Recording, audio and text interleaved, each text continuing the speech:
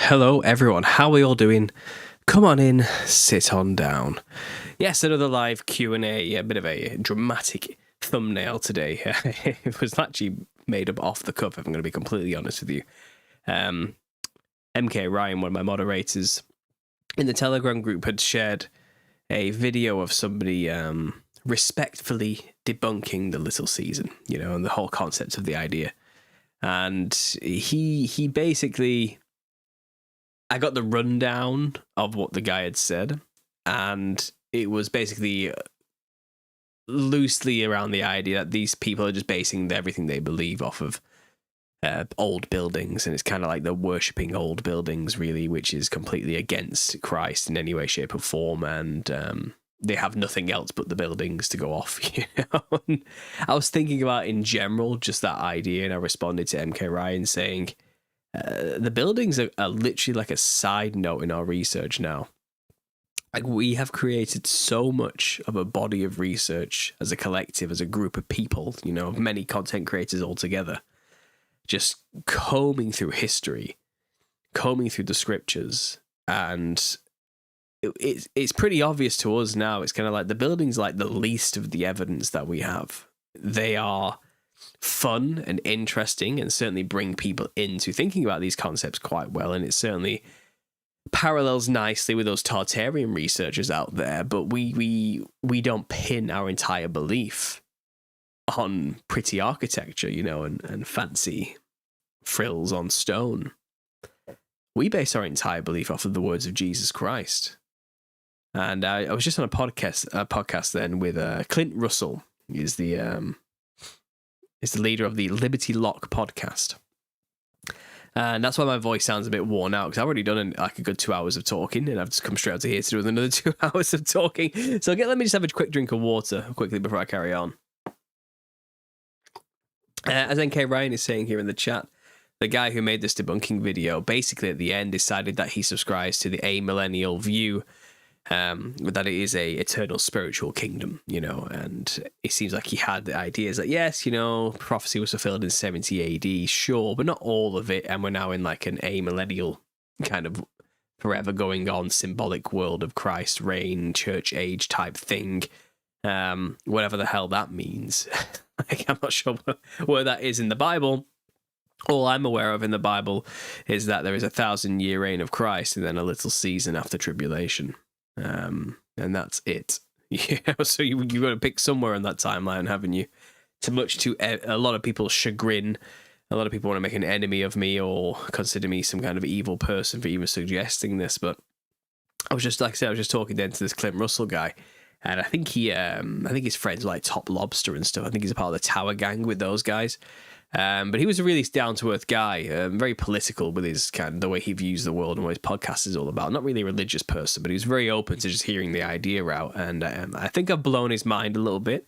That'll be released probably tomorrow afternoon on his podcast, and I'll release it to you guys when I can as well. But I was explaining it to him, and it's kind of, I'm back into this position, you know, where I'm trying to basically summarize this stuff to people who don't know anything about Christianity, you know, and you have to phrase it differently when you're talking to somebody who doesn't really understand Christendom or anything about Christian history or eschatology. To be honest, it's just not something it's not in the wheelhouse, it's not in the worldview. So I've had to do a presentation where I'm just laying it out straight, you know, of what Christians believe, what the prominent belief is, where they get those beliefs from, what I'm saying we believe now, and what we're discovering through the contrarian conspiracy worldview, the issues we're having with this, and, you know, kind of trying to introduction to concepts, but many other concepts as well. And it's useful to do that. I found it was a very useful practice and fun in a way, because it's a little bit different from what I usually do. But he was very open to the idea, and it was, I think, good fruit came from the conversation. And I think, obviously, we ended by explaining the gospel. And I realized throughout that whole talk, like, I didn't even talk about the buildings, really. I barely talked about them. And there may have been like a 30-second to 60-second stint in the middle of the 1.5 hours where I brought up the Antiquitech concept of ether and energy harnessing and things like that. But it was a side note. It really wasn't a part of the podcast in any way. There's so much more we can talk about, like so much more than just that. And it's kind of, I feel like it's disingenuous for our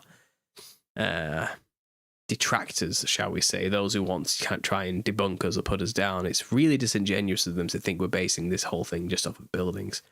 We're really not. It might have been like one of the first jumping off points we went off, because a lot of us came from the Tartarian research group, you know, like that body of people out there looking at this odd civilization that seems to be missing from history, you know, but there clearly is evidence for who built all these wonderful structures, and it's kind of who were these mysterious people, you know.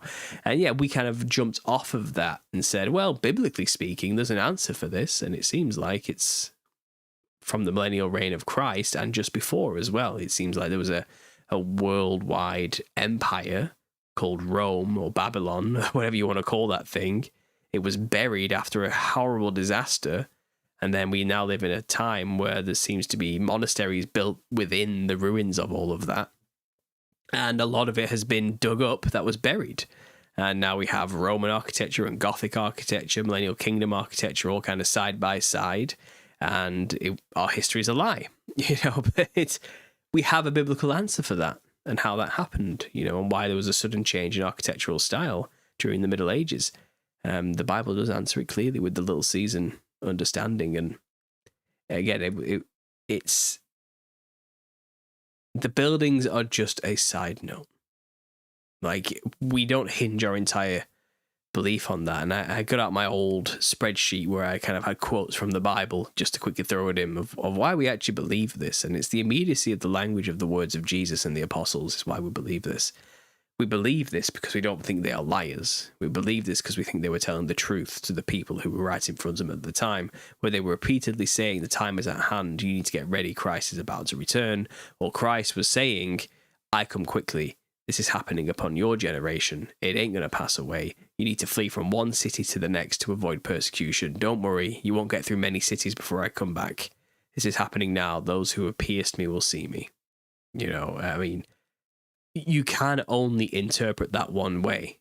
He came back when he said he was going to come back, and those people in that time lived long enough to see it. Okay? You can do whatever you want to try and justify that another way. You're wrong. Either he told the truth or he lied. Okay, and I don't want to make Jesus Christ a liar, which means somebody else has lied somewhere. And I think it's those who wrote our history books. That's all I can really go off. And, you know, I'm getting firmer with saying this now as time goes on, because it's kind of like, this isn't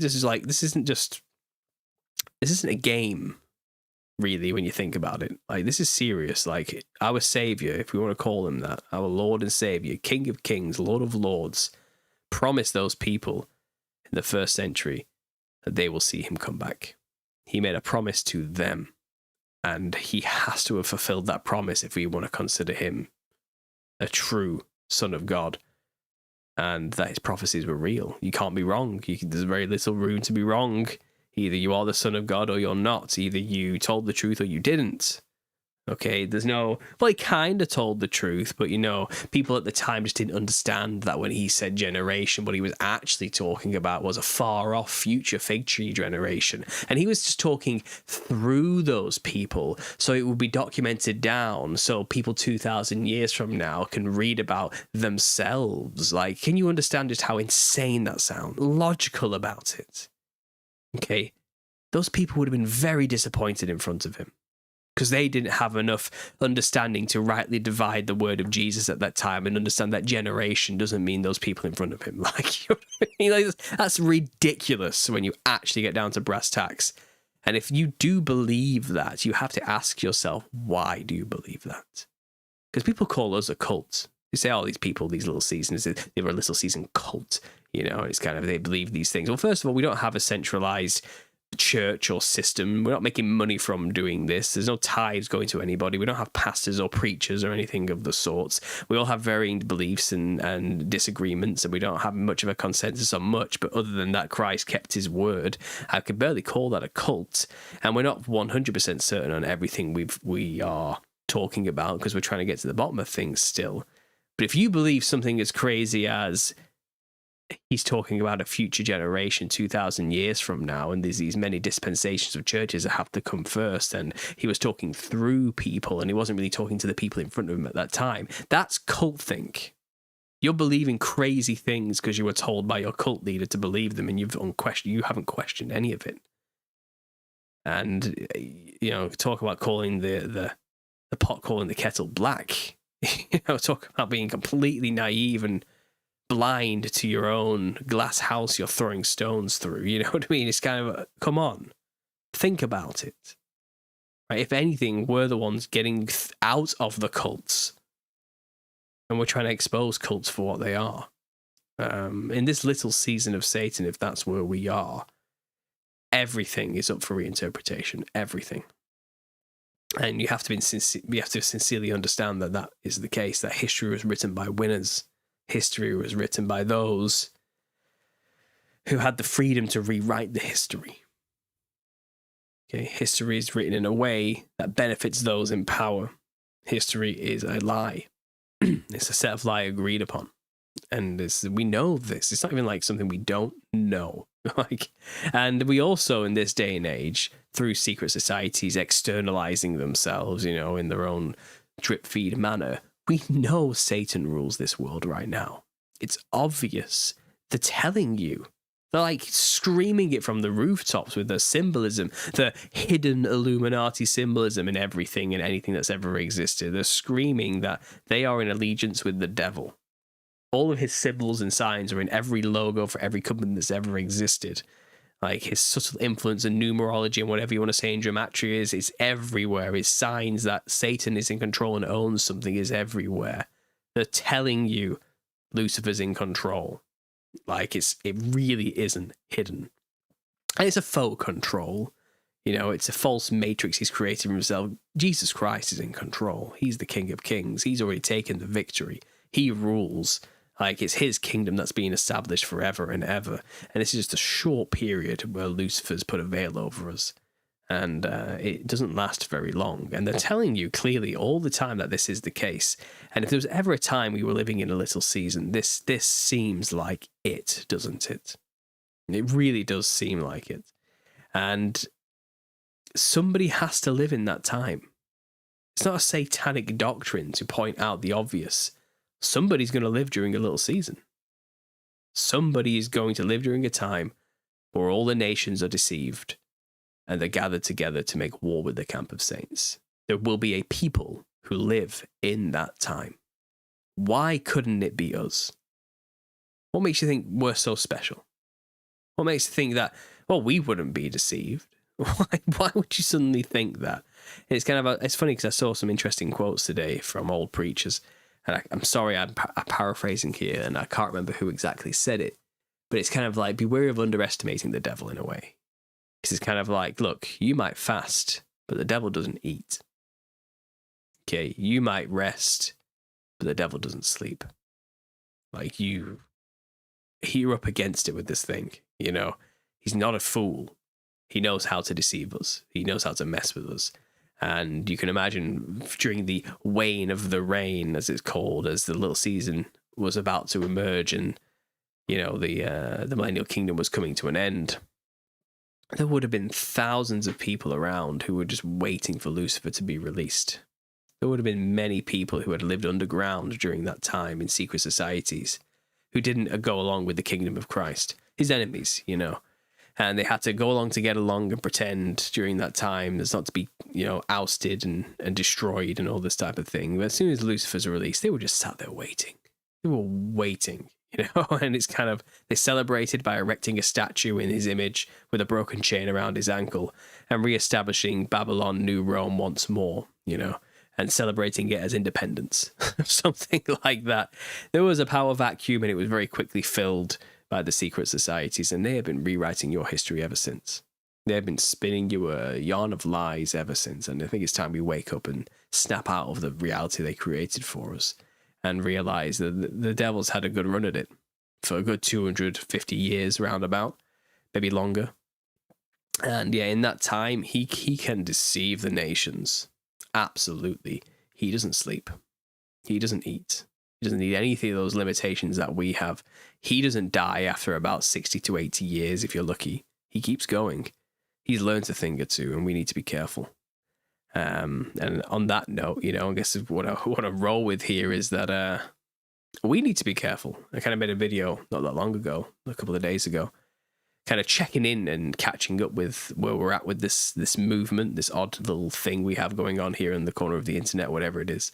And it's kind of like, we do have to be careful for the future. We've got to think smart now about how we're doing this.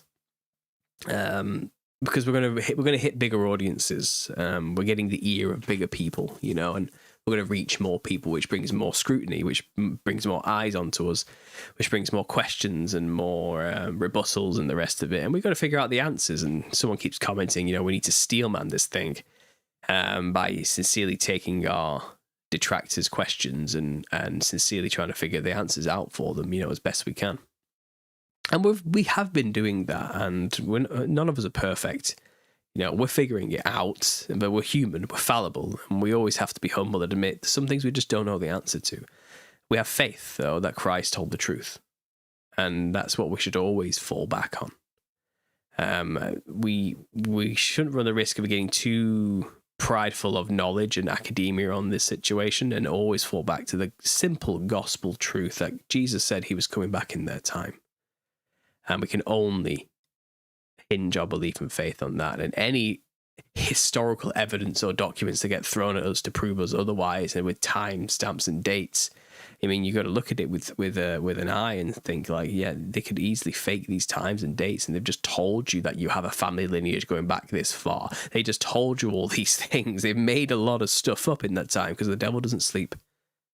The devil doesn't eat. He's always there. He's always changing things. He's always watching. He's always manipulating. He's always thinking 20 steps ahead of us in his little season to maintain that power. And he's not infallible himself. He's not perfect. And in many ways, everything's in Jesus' time, in God's time. And if he wants the truth to be known, he'll let the truth be known. And if we are in the little season, he will make sure his faithful know it. And perhaps that's what this is. I don't know. I could be talking absolute bollocks for all I know. But I am taking the attitude that I'm just going to let the Holy Spirit do its job. Wherever that takes me, wherever I end up, I'm just going to keep speaking about this idea and this concept, because the fruit is good.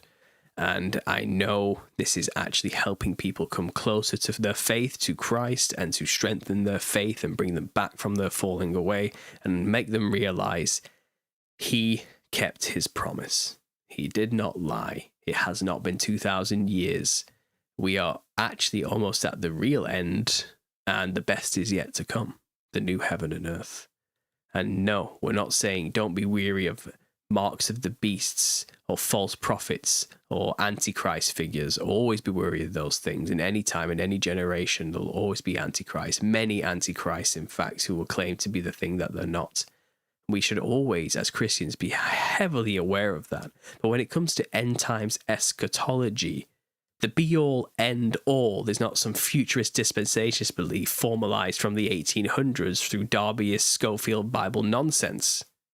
There are other beliefs that you are allowed to look into and consider as possibilities, like amillennialism, as we mentioned earlier, or whatever you want to call it, historicism as well, amillennialism, preterism, full partial preterism, or this little season eschatology as well. They are all fair game. Out of all of them, I can only see the short season eschatology as making any sense for the reality we actually currently live in right now with our senses tangibly. And that does come with rejecting written history wholeheartedly as falsified by secret societies who are just waiting for their God to be released from that pit so they can get to work and deceive the nations. We could be those nations deceived. Remember that. Anyway, let's get to the chat. I've been told my audio is cutting in and out. I'm sorry, it's probably because there's a setting on the mic where it tries to cut out background noise, and because my voice is a bit broken, I think it's not picking up the volume and chopping off the beginning and the ends of some of those letters every now and then, which I'm sorry about, but hopefully you got the gist of that. Okay, hopefully it wasn't totally terrible and unusual. Adjust your limiter to stop cutting. Yeah, I know. The limiter's normally good. I'm normally louder. It seems like it's just that little rant wasn't quite loud enough. Let me have another drink of water and I'll come back to you guys.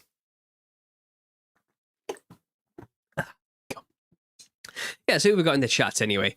We've got SP, Susie, Waiting for the King of Kings. We've got Jonathan. We've got Look Up To.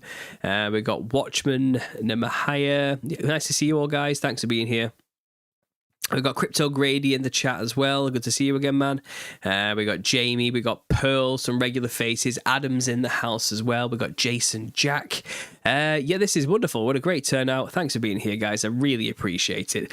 So what do you guys think? I'm throwing a question out there to you all. What do you think is actually the best evidence we have for the little season apart from architecture? Because that's a great topic that we can go on for hours and hours and hours about. I play my own little videos and slideshows. Oh, that's the wrong tab.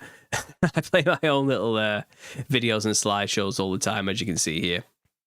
And yeah, the architecture is interesting. It's fascinating. It's certainly eye-catching and puts into perspective the grand scale of the world and the earth and the buildings on there and the inspiration and beauty that these people clearly had, to create such masterful pieces of work during a time where they supposedly should have been barely scraping by in survival.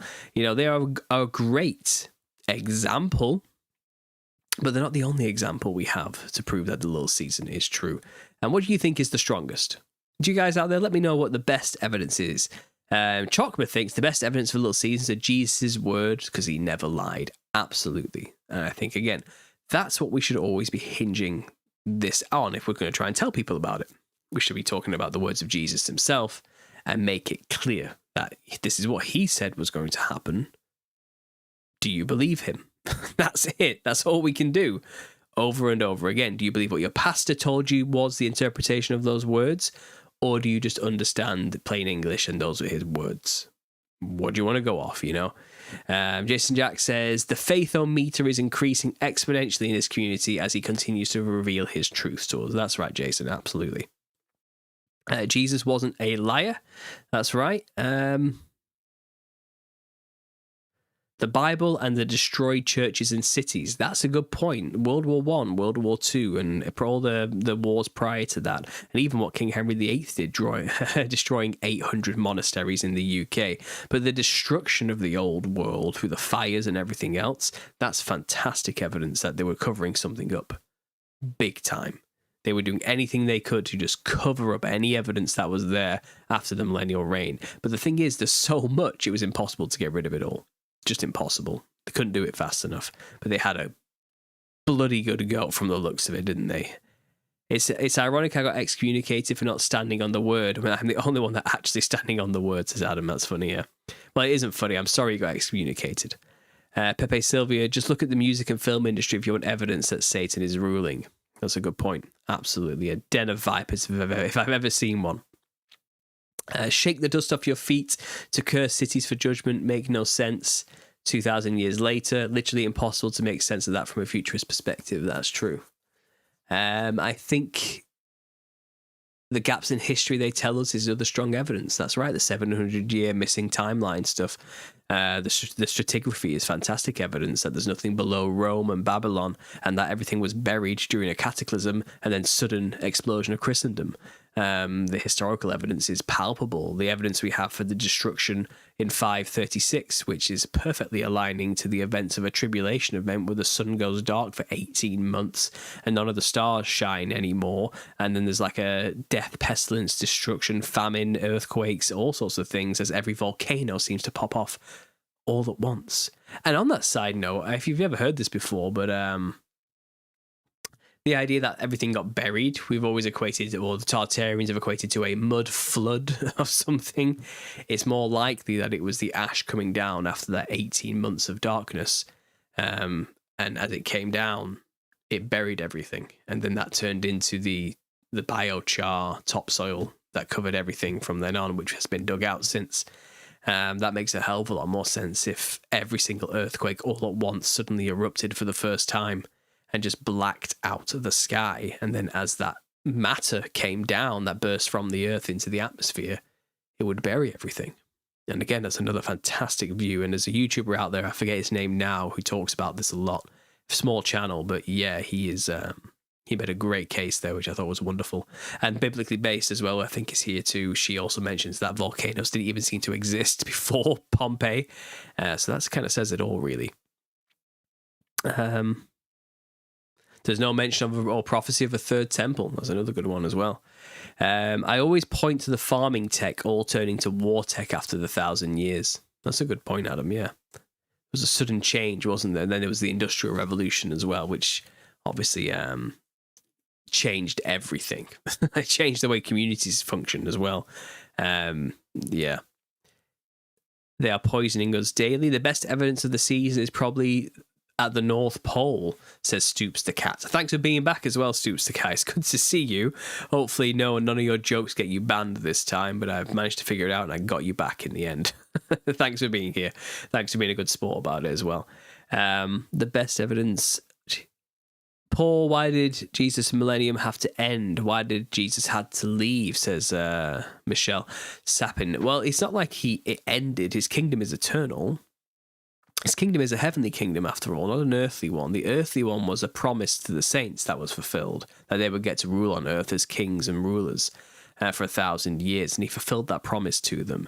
But Jesus is promising an eternal kingdom in a new heaven and earth. That's his promise to all of mankind, including the saints at the end of it all. And I think people often equate the millennial reign to be the same as the new heaven and earth, and they're not the same. And this is where our debunkers really fall massively short every time and have failed before they even get started by making that fateful misinterpretation immediately. But the idea that he's left is ridiculous. He won on the cross. It's done. And he's by the right hand of the Father, and the 1,000-year reign where the devil's bound is a chance for the saints to rule on earth a righteous kingdom in his image for the first time in human history. He was fulfilling a promise to them, and that was their blessed reward at the end of the day. That was what they were given as a reward for persevering through tribulation and persecution and being beheaded for his name's sake. Now, they haven't gone anywhere. They don't have to deal with the second thing that's coming, the second judgment. They're already through. They made it to the new heaven and earth. All that needs to happen now is Satan gets released for his final judgment. So he gets to have his last chance to do his thing, but he's about to be thrown into the lake of fire at the end of all of this, and it's over for him. Being bound is not being eliminated, so I think that has to happen. And obviously, Lucifer does his thing, and the rest of the people that are around now have their ability to choose Jesus or the devil, I think. I think it's a testing ground, really, for those who are still alive, and it's a test of faith as well. Who we are in this time. Are we just the descendants of those who survived the millennial reign? Are we perhaps the rest of the dead resurrected? Probably not, but it's not out of the realms of possibility. But regardless of where you stand on that type of thing, it ends, and then the new heaven and earth comes next anyway. But Jesus, I don't think Jesus left. I think he's always been ruling from heaven with the Father, and possibly physically on earth as well, in the center of the earth, in a both simultaneously physical and spiritual sense. Hence the the Northern Lights and from the North Pole and all the rest of it. But I think the saints retreated to that camp below that beloved city in the sky, the heavenly city, I assume. And I think those two worlds merge together like every 7 years or so or something, from what I'm learning like through recent research. And maybe every so often the heavenly kingdom manifests onto earth into the physical kingdom, as those veil gets thinner at that time through some magical property or something like that. And maybe that's when we see the most vivid displays, and we call it the solar maximum and the solar minimum, but really we're talking about Christ's kingdom coming and going on the earth, perhaps. I don't know. I don't really know. But he never left. He still reigns supreme. He's still in victory, and the new heaven and earth is right around the corner. So don't lose faith over it. Don't worry about it, and have no fear. All things need to come to pass before the work is finished, and that's fine. The fact that I was doubting God was real until the little season came up, says Lindsay Clark. That's wonderful. And it's great that you realise and have come back to faith through this. And that, again, your message is one I get from many people, which is fantastic to hear. I feel, I was already pretty strong in my faith in Christ because of my demonic encounters and using his name to protect me. But this is really it's soothe that rational itch that you have. You know what I mean? Like when you're not raised in the church or weren't raised a Christian, and you were always in that secular, scientific, atheistic worldview, and then you obviously encounter the spiritual, and you encounter things like demons and malevolence and these type of entities, and you research the occult and the evidence of Satan and Lucifer being real and people working with him, making contracts, all that type of stuff, and it opens your eyes that there is a spiritual realm, especially with me going through the psychedelic route as well and seeing some things I couldn't deny. It was difficult for me to, get to Christ, but I got there eventually after going through all the other religions first and the Taoist Eastern stuff, But once I was there, my faith was strong after using the name of Christ to defend myself against the demons and the physical born-again changes I saw in my life and how everything got better and my addictions left me and all this, the miracles I saw worked in my own life. They were enough for me to have faith that Christ is King and he's my Saviour. But that coming from that background, and I know there will be people out there who empathize, you have this itch in the back of your mind. It's kind of like that old life is saying, yeah, but maybe it's all in your head though. Maybe you're just being silly, you know what I mean? And maybe it's all just psychological or something. And it's kind of like, you got all this historical discrepancies. This tribulation stuff seems a bit weird and convoluted, doesn't it? You always have that old self kind of trying to pull you back to your old ways a little bit. I'm not saying the born again situation wasn't the case. Big differences and changes that happened, but it's easy to backslide when you have come from that world and you haven't quite made sense of everything. But then when I heard this, it scratched that rational itch. It's like, it's been 2,000 years and where is he? Finally, I get it. I get it now. I finally see the full picture of the deception and why Jesus Christ is King of Kings and Lord of Lords. It's there now. It's clear. And there's no doubt in my mind from a spiritual aspect through those experiences and through a historical, rational aspect as well. They're both clear. And I'm thankful for God for giving us those abilities to have it from both ways now. Yeah, so that's just my views on that. Jason Jack's saying it's coming, it will be revealed. That's the next big event during this season. It's revealing the camp of saints and the beloved city. Yeah, and I've theorized on how that would manifest in many ways. And, I've kind of humored the idea of a giant mothership appearing from our perspective, from the secular perspective. Aliens have come to attack us type of stuff, But at the same time, I'm thinking maybe it's not like a floating city. It's just literally a city in the center of the earth. And maybe it will become like kind of like a Wakanda situation. The veil will be lifted and we'll see it. And it's just a giant city. It's not necessarily floating or anything, but it's something in the north that's clear as day from every four corners of the earth. And we'll all look north and be like, what is that spiky glowing thing over there? Maybe something like that. And that's the physical manifestation of the heavenly kingdom, shall we say, the spiritual realm. But it's not the heavenly kingdom, It's the camp of saints, the beloved city. It's Mount Zion. It's New Jerusalem on earth. But I think after the Great White Throne Judgment is when the heavenly aspect descends from heaven and merges with the beloved city in some weird psychedelic, spiritual, becoming physical way that we can't comprehend. And then then we're back to as it was before the fall, where we can now live in the spirit realm and the physical realm at the same time with no limited perception like we have currently. And I think that's the completion of the new heaven and earth, all things restored as they should have been before the fall. And the promise to Adam is fulfilled in that, I think that's what we're going to witness. And so maybe the mothership comes after, it comes after everything else. But that isn't to say they aren't going to try and, make it seem like an alien invasion type situation through deception still.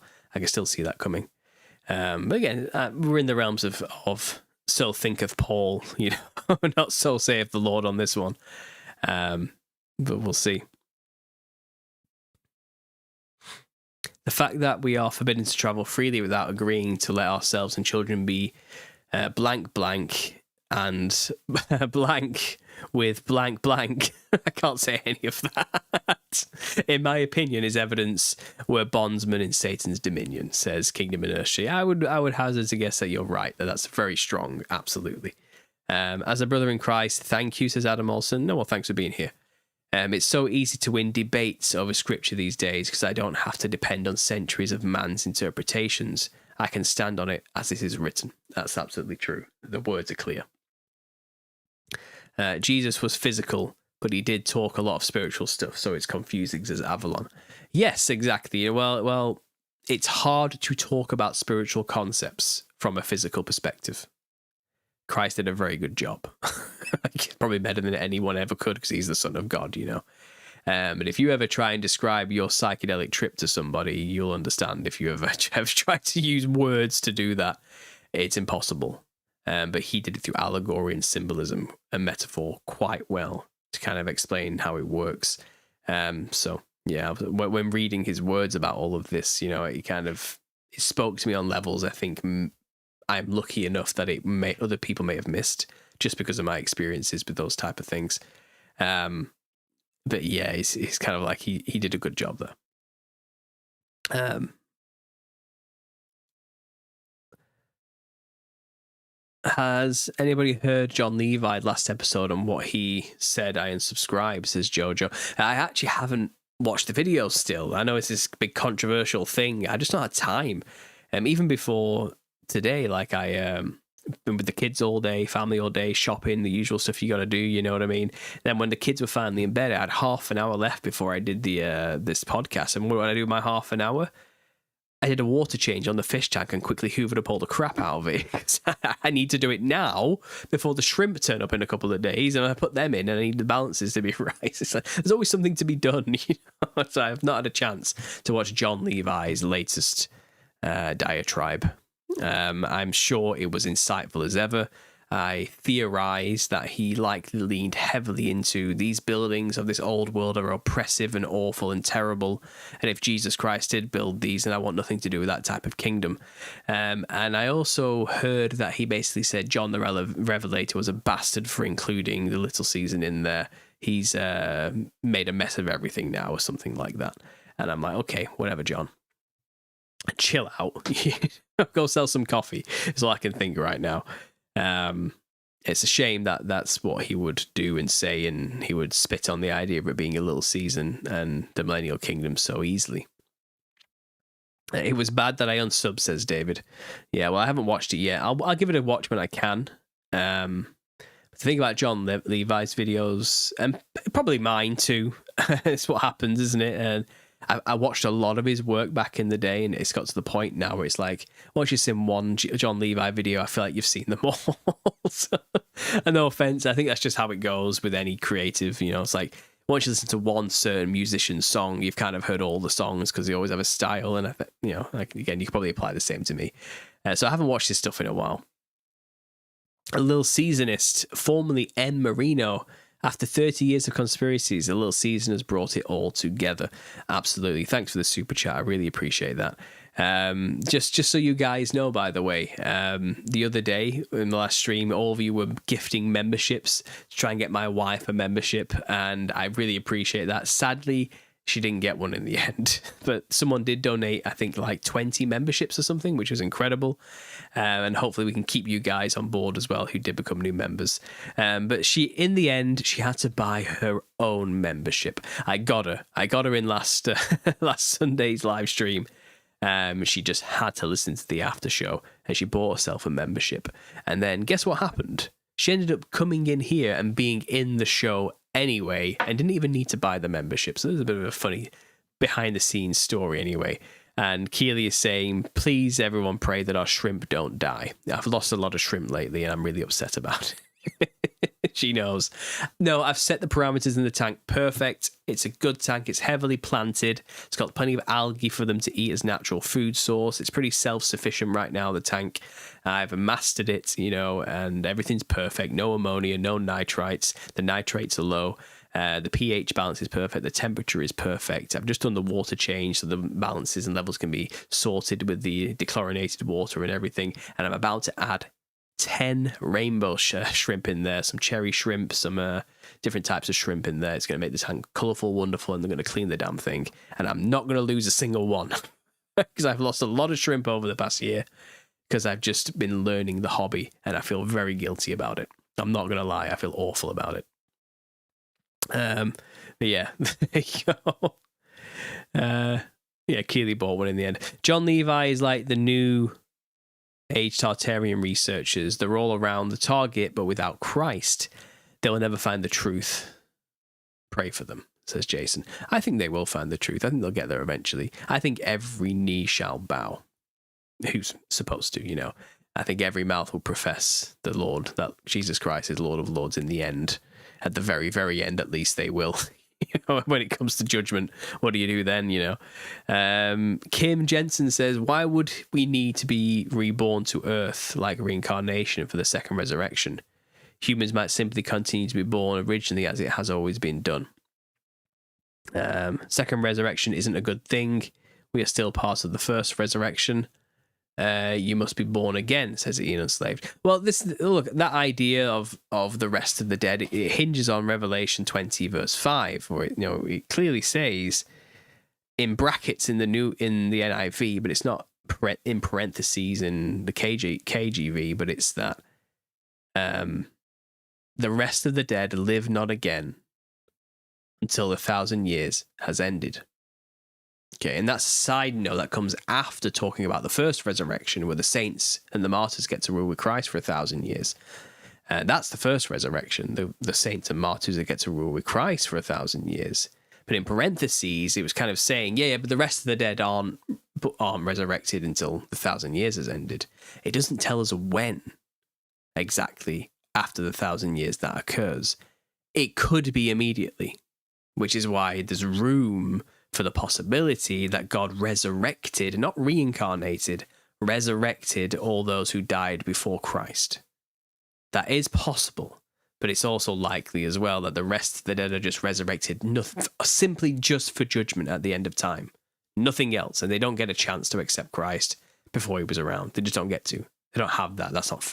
They just don't get to do that, And that could be the case, and I'm not here to say whether that's right or wrong, because who am I? It's up to God's judgment in the end how that works out. But I would imagine a loving, just, caring God may possibly, within his own jurisdiction, decide to resurrect those who died before Christ to give them a chance to know Christ and make a choice. It's well within his wheelhouse and possibility to do. I'm not going to deny his possibility of doing such a thing. And there is precedence based on 25 in Revelation. That there is precedence for that being a possibility. But I'm not hinging my entire belief on that. Or I don't think it's necessary for that to be true for the little season theory to have validity. It's just a possibility that we can't just throw out the window because we don't like words like reincarnation in Christianity because, I don't know, woo-woo, scared Buddhism stuff. But it's resurrection. And the whole Bible is about resurrecting the dead. It's about resurrection, conquering death. So I don't think it's outside of the wheelhouse of God's possibilities of actions to perform such an action. But I understand it heavily pisses off a lot of people in a really, really visceral, guttural, nerve way when I bring that topic up for some reason. And all I can say is, I get it. I apologize if it upsets you. you know, but I'm not actually sorry for mentioning it as a possibility. We should be allowed to do that and have those conversations without being shut down because of pre-established dogma. That's what we do, right? So there we go. That's my take on that. I called and emailed George Norrie of Coast to Coast AM and said he needs to get you on the show for clowns. Interesting, yeah. So I might talk to George Norrie about the Nephilim clown connection on Coast to Coast. Imagine that, eh? On Coast to Coast, classic. Maybe I will, maybe I won't. Let me know if George reaches out or he wants my email. You can send him my email, understandingconspiracy@gmail.com, and we'll see what happens there, okay? Can you expand on what the up on the breadth of the earth might mean in Revelations 29? Thanks kindly. Well, the march up the breadth of the earth could imply that that is the widest landmass, the largest set of land that is on earth that is unbroken, shall we say, by sea or river or whatever it is. Other than the Ural Mountains, I can imagine Siberia and Russia and that entire European continent that spans from Portugal all the way to the tip across from Moscow and the rest of it all the way down to past the tip of Siberia. You know, we're almost going over to Alaska. That's the widest stretch of land we have. Maybe that's where they'll march up. That's one interpretation of the breadth of the earth. It could also just simply mean that from every angle of the earth and the four corners, the breadth of the whole thing, everyone will go to the center to make war with the camp of saints in the middle. I don't think you have to think too deeply about that. But the breadth of the earth is interesting because magnetic North Pole, which could be an indicator of a city of some kind or a spiritual manifestation or anomaly in the physical magnetics of the earth, shall we say, based on the position of the beloved city, is heading towards Siberia, the northern coast of the largest landmass on earth, the largest breadth of earth. So there we go. There's always that to think about, but who knows? I mean, really, who knows the answer to that one? Very random, but I loved your Parasite video, says Martin. Do you know where to purchase blank? I don't know where to get it. No, I have no idea, and I'm not interested in using that either. I'm going to do holistic methods instead, like wormwood, black walnuts, clove and garlic oil, tried and tested, true, all natural remedies that kill those parasites dead if you do it right and long enough, and fasting too. I'm not going to turn to man-made chemicals too soon. I think matter myself was different, less dense, lighter in the past, and that's how things like pyramids were built, says Jamie Davin. Interesting take. Possibly. I think the atmospheric conditions may have been very different during Christ's reign, which may have been how the saints were so large as well. I can believe that.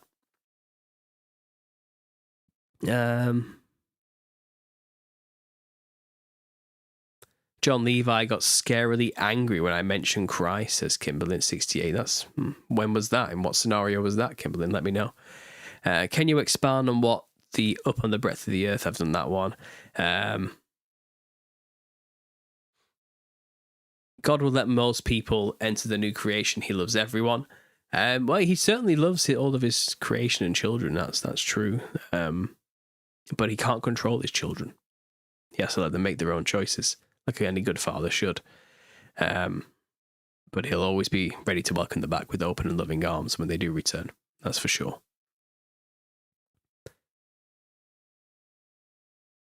Levi manifested, and I pray he learns his lesson.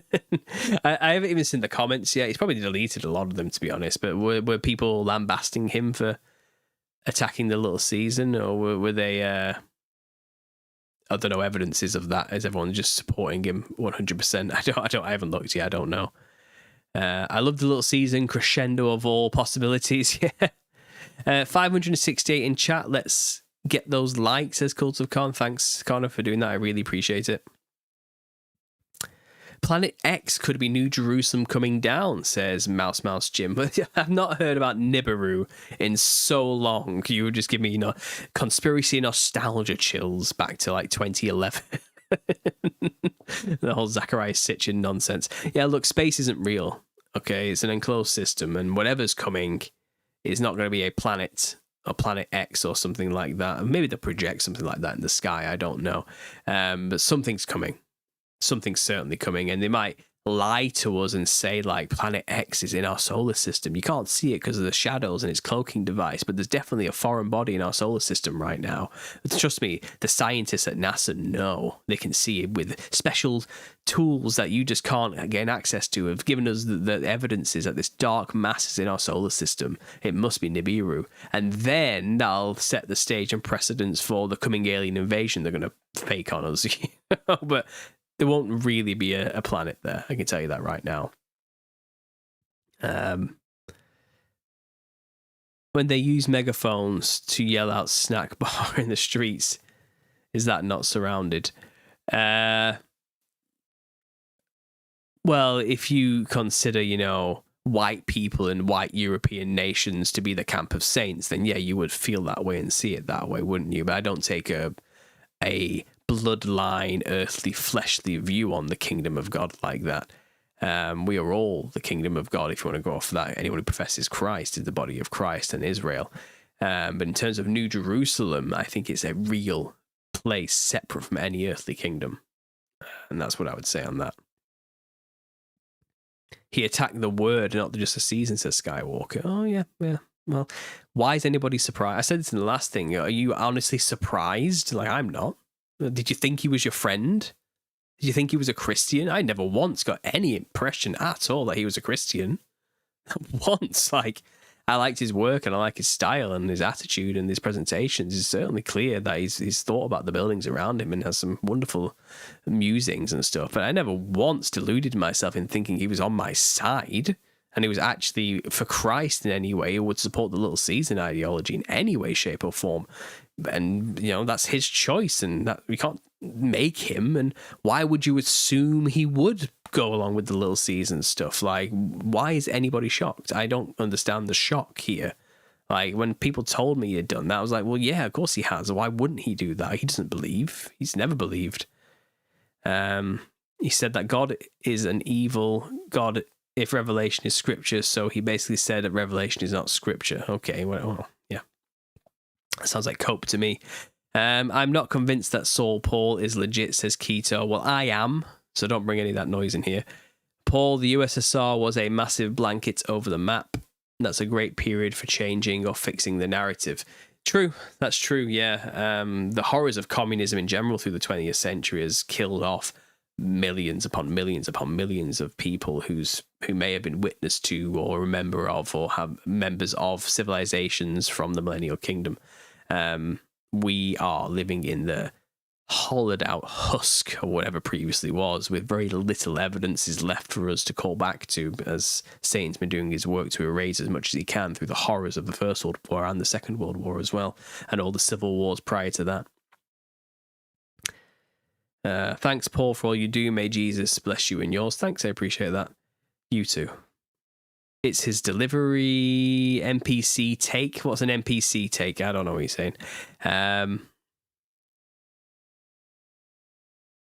We've got Truth Unfiltered in the house. Hey, fam, thanks for being here. I appreciate it.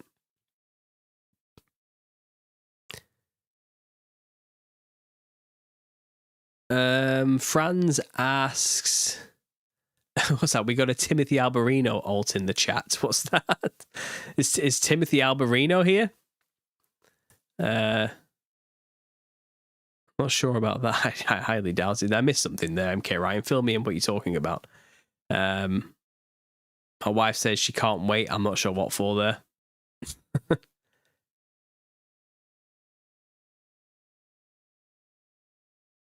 The next big false flag is supposedly asteroid, says Jonathan Hugh. Well, yeah, if you're going to go off what the Werner von Braun assistant was telling you, she was told by Werner von Braun before he passed away, the final deception is going to be asteroids, and we need to build space-based weapons to defend ourselves against foreign bodies coming from space. As soon as they build that, then they've got a full control system on the Earth where they can basically just zap anybody want at any instant. Maybe that's true, maybe that's not. I think we may be a little bit far beyond that now, to be honest. I think they may have changed their plans a little bit since good old Werner von Braun let that one slip. What's your take on the writings of the late and great Francis E. Des on the Frankenstein communist gangster computer god who sends our brain waves to our second brain to the moon? Franz, I don't know what you just said. Yeah, I have no idea who the hell you're talking about or what you just tried to tell me.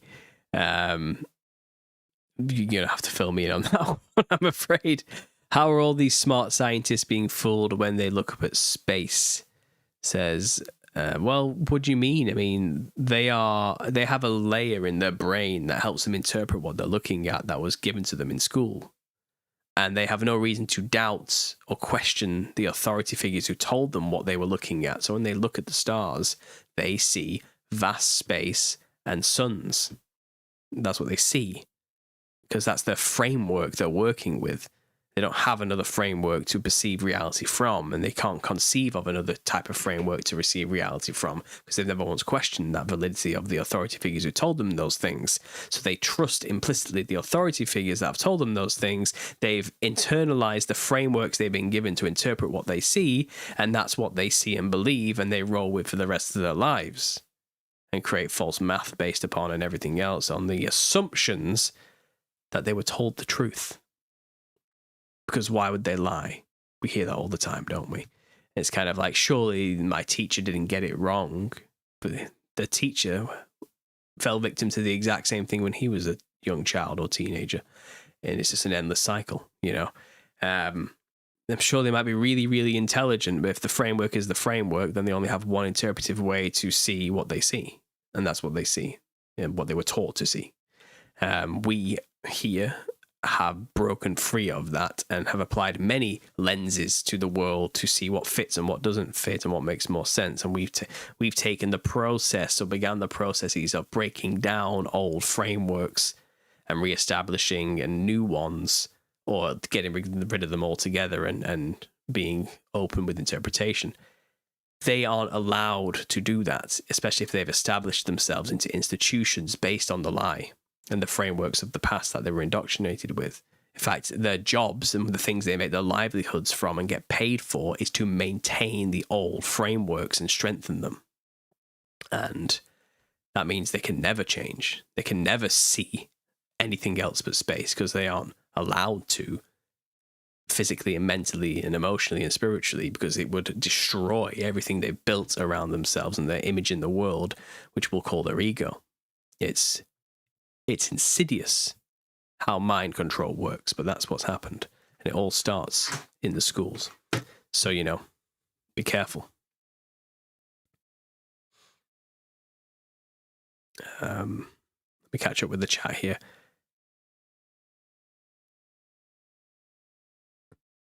Imagine bugs having a conversation about advanced engineering. That is what these God deniers are, insects attempting to understand precious manufacturing processes. That's a bit strong, isn't it, calling them bugs? I don't know about that, Connor. They're just people. They're just lost people who need praying for and need to have the gospel explained to them clearly. Just like we all probably did at one point. Pedro for life. I just discovered the little season 2 days ago. How long have you been looking into this? He says, shouting in all caps. This is for me. I've been looking into this for maybe about 4 years, but I've been making content on it for about 1.5 years.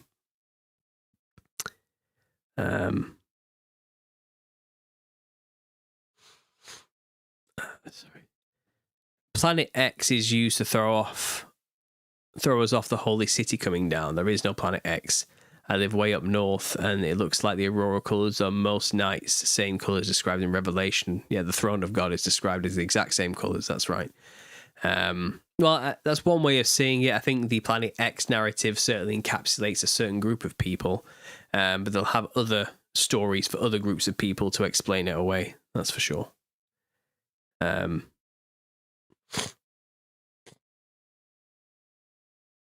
Paul isn't saying anything he wouldn't say to John himself, in my opinion. It's not gossip.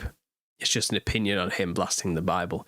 Yeah, I'll talk to John about this if he wants to. I don't think any agreement will come on anything, but I'm not going to suddenly just... I'm not lambasting the guy. Like, I know what he believes, and I'd expect nothing less or more from him than to say what he actually said. And that's clearly what he believed. And yeah, sure, we shouldn't be surprised by that. And it's his right to share his belief on the situation, whether we agree with it or not. And I don't disparage the man for his beliefs. he's still wonderfully and fearfully made in the image of God in my eyes. And he clearly doesn't agree with or want to understand or fully understand or know the gospel as we have come to understand it in our lives. And whether he wants to or not is up to him. And like I said, yeah, send him the video if you want and let him listen to these words. Like if he takes the time, I don't know. But yeah, John, it's something personal. I haven't even watched the video, to be honest, but I already knew probably what you were going to say when people told me about it, based on your previous video where you were talking about these buildings being imposing and empty and cold and a sign of the haves and have-nots and unnecessary. And if God made these for a millennial reign, I think that says a lot more about God's character than we would like to admit and all this type of stuff. So I'm not surprised your next take and video was this. I assume what happened is you've started getting a lot more comments saying, look into the little season. John, this is the little season. John, you need to stop paying attention to the little season. John, you're so close, just come to Christ. You have to understand this was Jesus' reign with his saints. These buildings can be explained. And he's just got sick of it. And he's just like, God, these people, I've already had it figured out, and I have it all figured out. And these Jesus freaks are coming along talking about the little season to me. It's kind of, I'm now losing subscribers because I won't talk about it. And it's getting you angry, riled up, and that's probably why he made the video. But that's just the way it is, Jamie Davin, Paul, are you going to homeschool your kids? Yeah, we're going to homeschool our children. Yeah, we already do. And obviously we're probably going to have a fight coming our way very soon because our child's almost school age.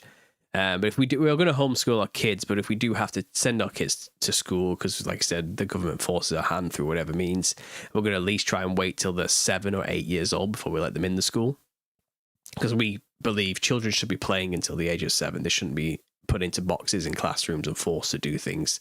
They should be forming their minds creatively before we try and box them in with the boring jargon of reading and writing and numbers in these holding cell scenarios, which we call schools, But that isn't to say he knows his alphabet, he knows his numbers, he can say them all out loud, he can count. He knows his phonics, and he's now blending letters together. He's a solid communicator. He's a good drawer. He can draw his numbers and his letters quite well for a 3-year-old. He's learning every day, and he's having fun while doing it. And yeah, we're going to homeschool. I've had plenty of cognitive dissonance about the choices and whether we should homeschool or not and things like this. But my wife has really helped me come round more to the idea that we can homeschool. We're capable. We can do it, So I'm on board now. I was skeptical at first, I'll admit, because I didn't think I had it in me to be a teacher like that to my children. But I think I'm getting the picture now that we can do this.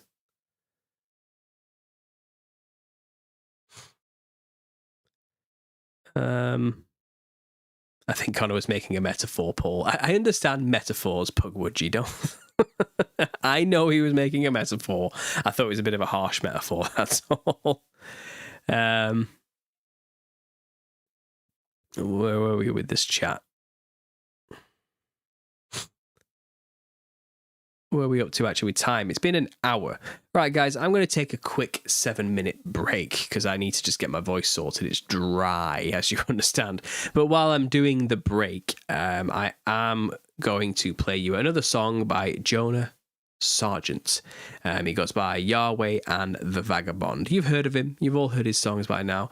But I do want to play another one of his songs. It's called Patchwork Quilt.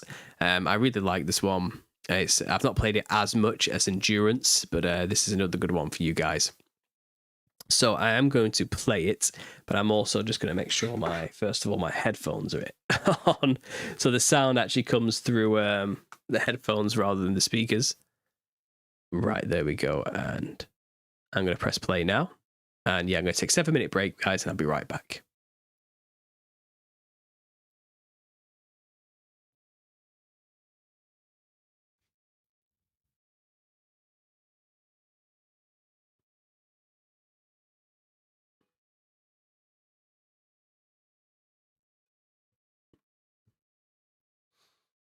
No, this happened last time. Sorry, guys. My audio capture isn't working. So give me a second to make sure this actually works. Properties.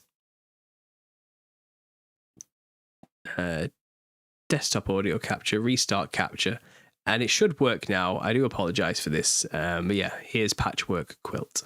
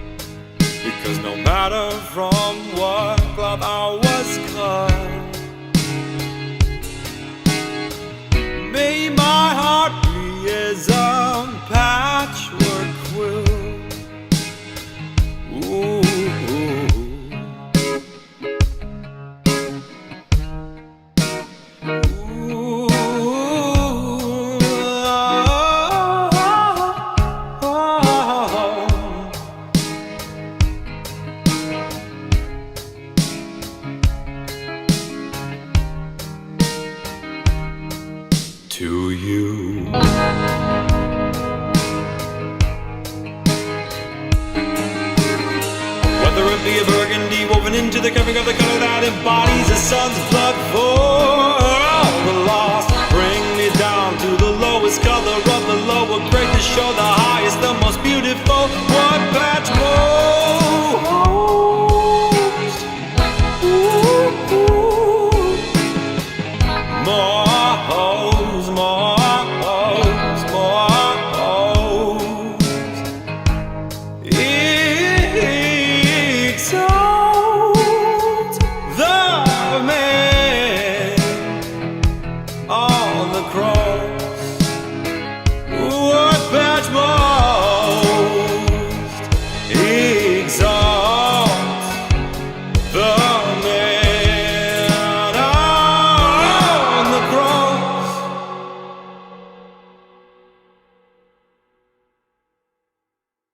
Like the quilt Mama had me covered, I slept soundly under.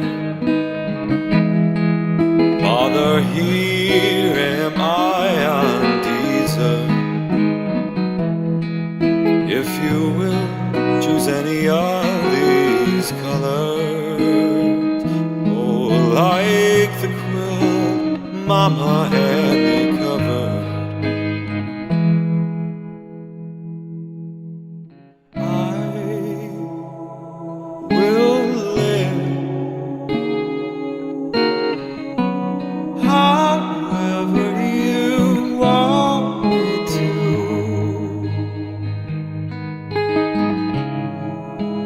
Thread it through for the glory of Savior's blood spilled. Because no matter from what cloth I was cut, may my heart be as a patchwork quilt.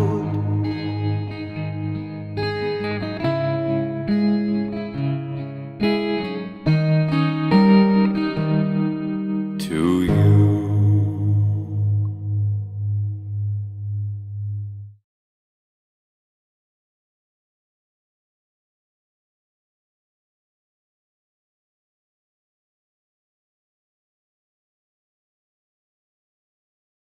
And there we go, we're back. So my webcam has quickly shifted out of place there. Let me just pop my headphones on quickly as well. I just need to quickly rearrange this damn thing. There we go. And pop that there. That here. Yeah, what happened is I've opened up a Zoom call because I'm going to get Connor from the Cults of Con to jump on, have a bit of a chat with me. I need to catch up with the guy. It's been a while since I've actually had a face-to-face with him.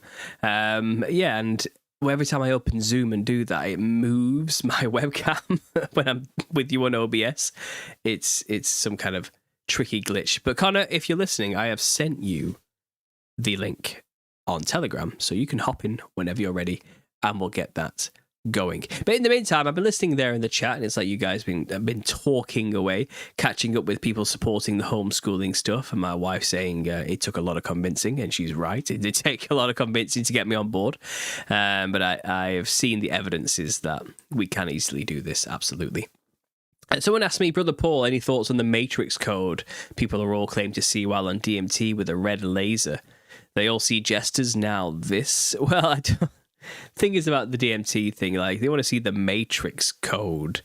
They could easily just look around on DMT and realize it's all around them. I don't see why looking at a laser changes anything necessarily, but having not seen it myself, I don't have much to add to that, to be honest.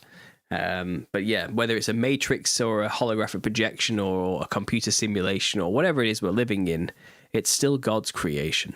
It's called creation, and that's how we should understand it and see it.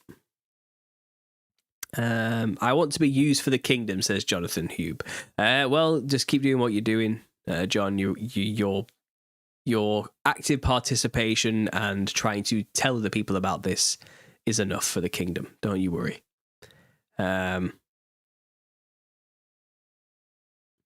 Thank you. So dark these days. Only God keeps you from total desperation and sadness, says Blue Virio. Well, I'm sorry to hear that. I'll keep you in my prayers, and hopefully God gives you the ability to have faith, have joy, and have life and live it more abundantly. No fear. Okay? No fear. I mean, there's a classic prayer here, which I never got a chance to read out in the last one. And obviously it's the basic prayer, which I think we should always remember. Obviously I read Psalms 23 last time, which I think is worth maybe reiterating for you now. But it's the Lord is my shepherd, and I shall not want. He maketh me to lie down in green pastures. He leadeth me beside still waters. He restoreth my soul. He leadeth me in paths of righteousness for his name's sake. Yea, though I walk through the valley of the shadow of death, I will fear no evil. For thou art with me. Thy rod and thy staff, they comfort me. Thou preparest a table for me in the presence of mine enemies. Thou anointest my head with oil. My cup runneth over. Surely goodness and mercy shall follow me all the days of my life, and I will dwell in the house of the Lord forever. Those are your rewards. Have faith that that's your life and that what you can take and what you deserve. Okay, you deserve to have peace. No fear. Take it.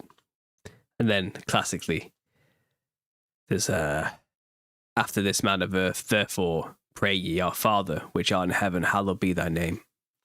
Thy kingdom come, thy will be done on earth as it is in heaven.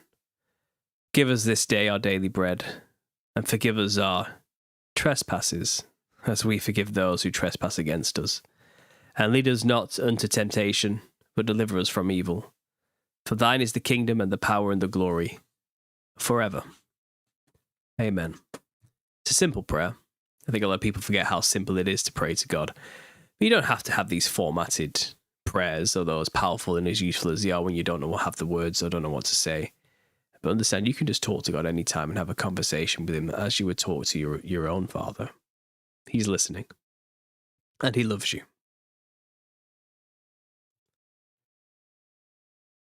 Let me just check the chat here quickly. If Connor's managed to make it yet, let me just quickly do that. Back to meeting. He's not quite here yet, but if any question, anything anyone wants me to talk about in the meantime, let me know. Christ in you is the hope of glory, says Jamie. Absolutely. Hello there, Paul, says Helper Crow. Hello to you, Helper Crow. Good to see you. Paul, the word follow is actually pursue, chase, so slow down if you're stuck. I don't know what you're saying there, Dr. Hugh, or what that's in relation to, but okay. Thank you, Paul. Brokenhearted from laying it all down for those I love, and now they have turned from me and God, says Blue Virio. Look, all you can do is plant seeds. Don't force anything. People have to choose to want to know the truth before they'll accept the truth in their life, and they're on their way to making those choices, so don't you worry, okay? Us knowing means they have run out of time. When the time comes, we have to take this message to the churches. I will be the traitor who won't defend earth against King Jesus. You're in my prayers, Paul, says Mouse Jim. It does seem like there may be a time, an apex point in the future where, when time comes, and it's undeniable something supernatural is happening in the skies. If that manifests, we'll know what's going on. Hopefully, we'll have a better understanding and grasp of the situation than most, and that'll be up to us then to be a beacon in that time of darkness and to soothe people's minds and souls and fears by telling them the truth. And hopefully it won't fall on deaf ears. And if there is any semblance of a church at that point, then yes, this message will need to get to them fast. That's true. And we're doing what we can now in preparation. I go not to church. I worship with believers of Jesus, as Craig Wolf. Exactly. That's why I'm saying.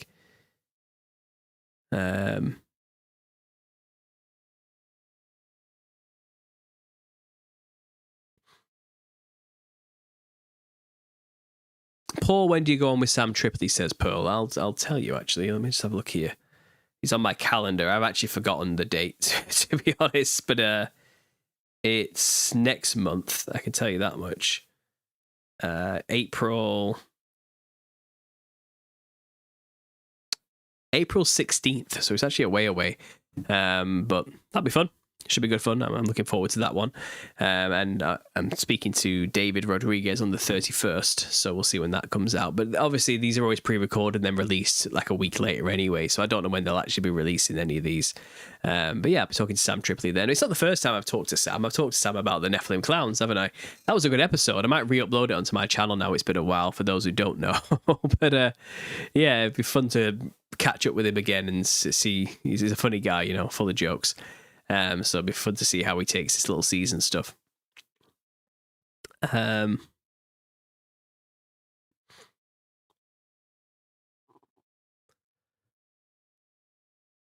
One second, let me just check the chat. Yeah, so Connor, if you're still around and listening, the link to the Zoom chat is in your inboxes in Telegram. I know things can tend to get buried in there quite easily. So if you're listening, just click on that one. You can hop in whenever you're ready. Let me just get to the chat again and what's going on here. Those that don't have family photos should take some multiple, put them in each room of the house, descriptions on them, names, relationships, Bible references. Is that in reference to what I was saying about the fog that makes people forget and keep us trapped in like a forever time loop, but not realizing that it's Christ was here not that long ago? Yeah, if that's what they're spraying, it's possible that stuff is to keep us constantly forgetting who we are. That's an interesting, a constant state of amnesia, maybe. We'll love to see you on Tinfoil Hat again. Yeah, I'm going to be on Tinfoil Hat again, talking about the little season, and that will definitely reach a wide audience. I can say that. You share a similar audience with Eddie Bravo and Joe Rogan as well, so it'll definitely be interesting to see how that pans out. It's exciting stuff, isn't it, guys? I'm really excited for it. Once we get Connor on, maybe we'll talk about this little this meeting we're trying to organize in America. See how he feels about it as well. That should be good. A conference. I'm sorry, I realized, guys, I kept saying convention in the last show, and I don't know why I said that. I don't. It's not going to be like a Comic Con where there's like thousands of stalls of people selling their little season paraphernalia or whatever it is. It's not a convention. There aren't going to be people walking around with their best little season cosplays. You know what I mean? Whatever that looks like. It's going to be an intimate conference with about maybe a couple of thousand people, and then panel guest speakers and stuff like that. But it's not going to be like a live Q&A session, maybe. But it's not going to be like a convention. Conference is the word. So I'm sorry if I misled people with saying that. We're going to keep it classy. Definitely keep it classy. If it happens to go through, we'll see. Yeah. Is Europa not a people? Sure, but why do you cling to vain genealogies when it has nothing to do with salvation in Christ? That's all I can really say. Please explain how there was thousands of years of millennial reign of Jesus Christ if we were in the little season. There's nothing in any history book of any kind that's ever described this. It's because the history books are written by the winners. Your history books are full of lies, and there is plenty of history that you don't see in books written that you can't read that prove this is the case, and we have glimpses of some of them. But information is tightly controlled in the little season, and the books that you have are part of that control system. It was written down in many ways, and we are uncovering those things. Come and join in and find out.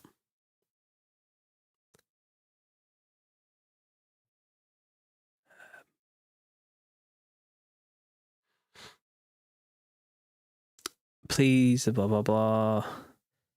But about that day or hour, no one knows, even the angels in heaven nor the Son, but only the Father. But that day was years ago. It's done. It's over with. That day, as we say, So why bring up that now as though it's relevant? Looking forward to Clown Con. Connor says he's in. Let's just join him in here quickly. Let me switch up the screen so we can see him. Hello, Connor, you there? Can you hear me? Any minute now. Please. What is up, my man? I can't hear a damn thing. Let me just check my audio. So even the angels in heaven know the Son, Father. But that day was years ago. It's done. Audio. Sorry about that. I see the problem. Give me a second. Hello, can you hear me? Yes, sir. There you go. Loud and clear. Coming through. Excellent. Let me just quickly switch the screen. I'm having a mess today in OBS. I'm not going to lie. It's been one terrible disaster after another. I tried to record the talk I just had, and the whole thing failed miserably. I had to just give up after like 5 minutes. But let me just share the screen. That's Spotify. That's a video. See, I'm pressing all the wrong buttons, and everything's just going terribly wrong. Yeah, I can hear you just fine, but yeah, right. It's done it again. It's not you. It's They said they could hear me. They said they can hear me. They can hear you loud and clear. Yeah, I might not be able to do video for some reason. It's done this silly thing again, where no matter what I do, the screen shares like an old screenshot of the screen from like 3 hours ago. OBS is just going haywire right now. It's what I'm trying to say. Let me see if I can do something here. Let me just see if I can do something with this. Let's just end that. Properties. Let's do window capture, display capture. I've got you back. Right, here we go. There we go. Let's do screen. There he is. It's just one. Honestly, it's been one disaster after another with OBS today. You use OBS. You get it. I love how like clunky it is because I do nothing. Like it's just like one screen. Well, technically two. There's three actually. And now that I think about it, it's quite a few, but I don't really I don't know. I've never really had a lot of trouble with it. But that's just me. You've got some good transitions going on yours. I'm a novice at best with this. I'm winging it as best I can. So you need to teach me a thing or two. Like if I transition to something like here we'll just do I got this one. Yeah, that's pretty slick. Works. Yeah. See, you're using. I'm guessing you're using a virtual camera through OBS to then use through the Zoom program. See, I'm not doing any of that. I need to start doing that. I need to start figuring out how to do that. I just didn't bother. I'm just screen capturing right now, like some kind of novice chump who doesn't know what he's doing. Dude. I don't know how to work any of it. I had the Rev on my show a week or two ago. I don't know, time's flying right now, honestly. But yeah, and I couldn't figure it out either. I was like screen capturing the Zoom call or whatever because I couldn't figure it out. Yeah. So everybody seems to be using Riverside now, I noticed, like Ricardo and JT and Brian and all those guys. So I feel like they think they're so slick with their paid services and all that sort of stuff. Is that what it is? It costs money. It's all that shill money, isn't it? That's what it is. Like yeah. Well, yeah. Speak of the shill money, Mr. Monetization, they still won't let me in. Are you still banned? Yeah, well, I'm not banned. I mean, I don't want to call it that, but you know what I mean. I tried to get in again, even after I deleted everything, they still wouldn't let me. It's part of tonight's discussion on the main character show, but I see. Well, you've actually been quite busy, haven't you, from what I've seen? You've been on all sorts of podcasts over the past week. Maybe burnt yourself out a little bit with it, to be honest, from what I was seeing. So do you want to maybe tell the guys what you've been up to and whose podcast you've been on, and we'll get into it. Yeah. I mean, it's been good, dude. I have been graciously invited to, I think in the last, I'd say 10 days or something, I went on, I think 4 different shows. So it was, I don't know the order. I think I went with JT first. JT and I had a discussion about discernment. And then I was on with Ricardo, Contend for the Faith. And we had to talk about the current age, like the state of the world today, and kind of like some theories about where we think we're going and everything. So that was pretty fun. Mm-hmm. And then the Rev got to celebrate. Rev is Truth Unfiltered YT. He got to celebrate his 1,000 subscriber special. And he invited me on to be a part of that. And he also had Jason Jack there. It was a really awesome show. Really fun time. And then on Friday, I was on with Ceiling Fan Man. So I've just been doing shows with everybody, and it's been a lot of fun getting to know different creators in the community and everything. And there's been some drama. There was some drama too. I'm not gonna spill on it, but there was some beef. It's like you're always saying you're coming under fire all the time. And I came under fire a little bit for the first time, which I'm surprised it took this long for anybody to have anything bad to say about me, or at least that I heard about it. Because I know I'm a little wild. I'm a wild card, as I think how I heard somebody call me that one time. But it was nice to hear, to have both positive and negative. Just, apparently I'm relevant now.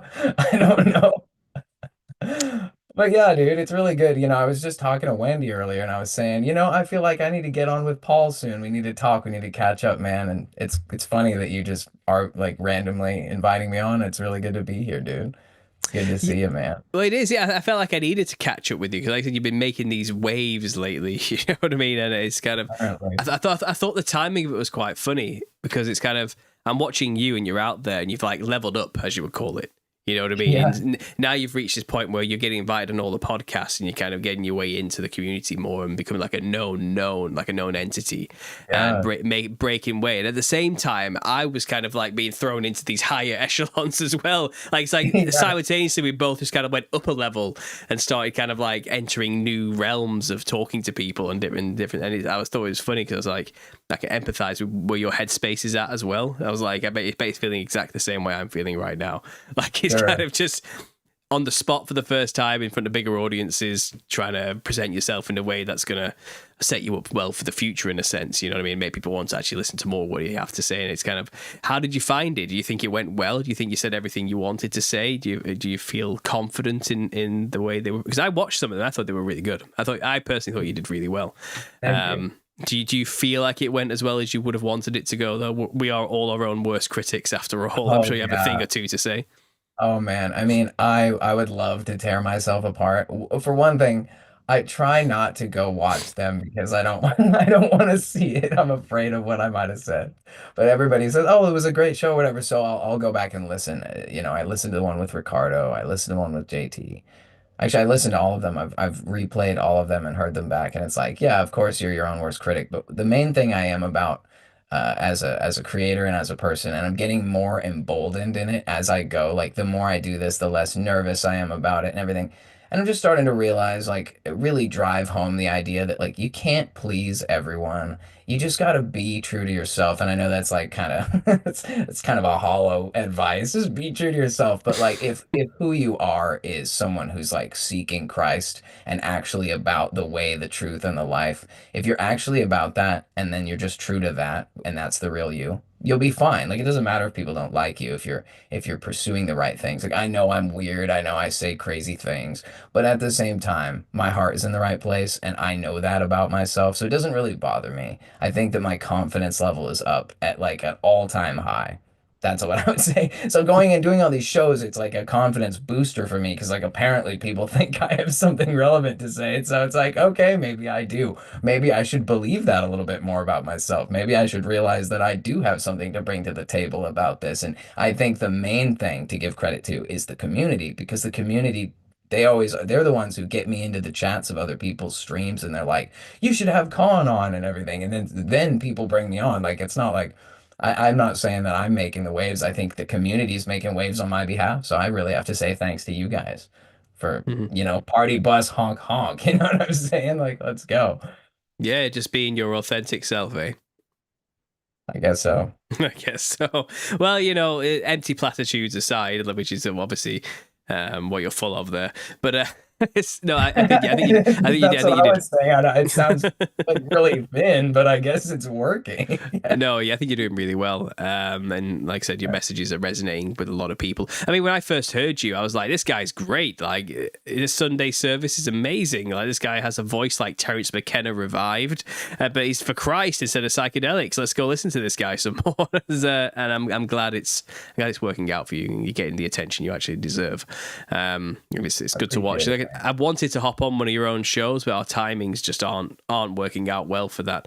With your main character podcast. I mean, if you ever want to do a main character podcast a few hours early, maybe it'd be possible. I can hop on with you and you can host, and I can just kick back and throw the odd word out there every now and then while listening to you.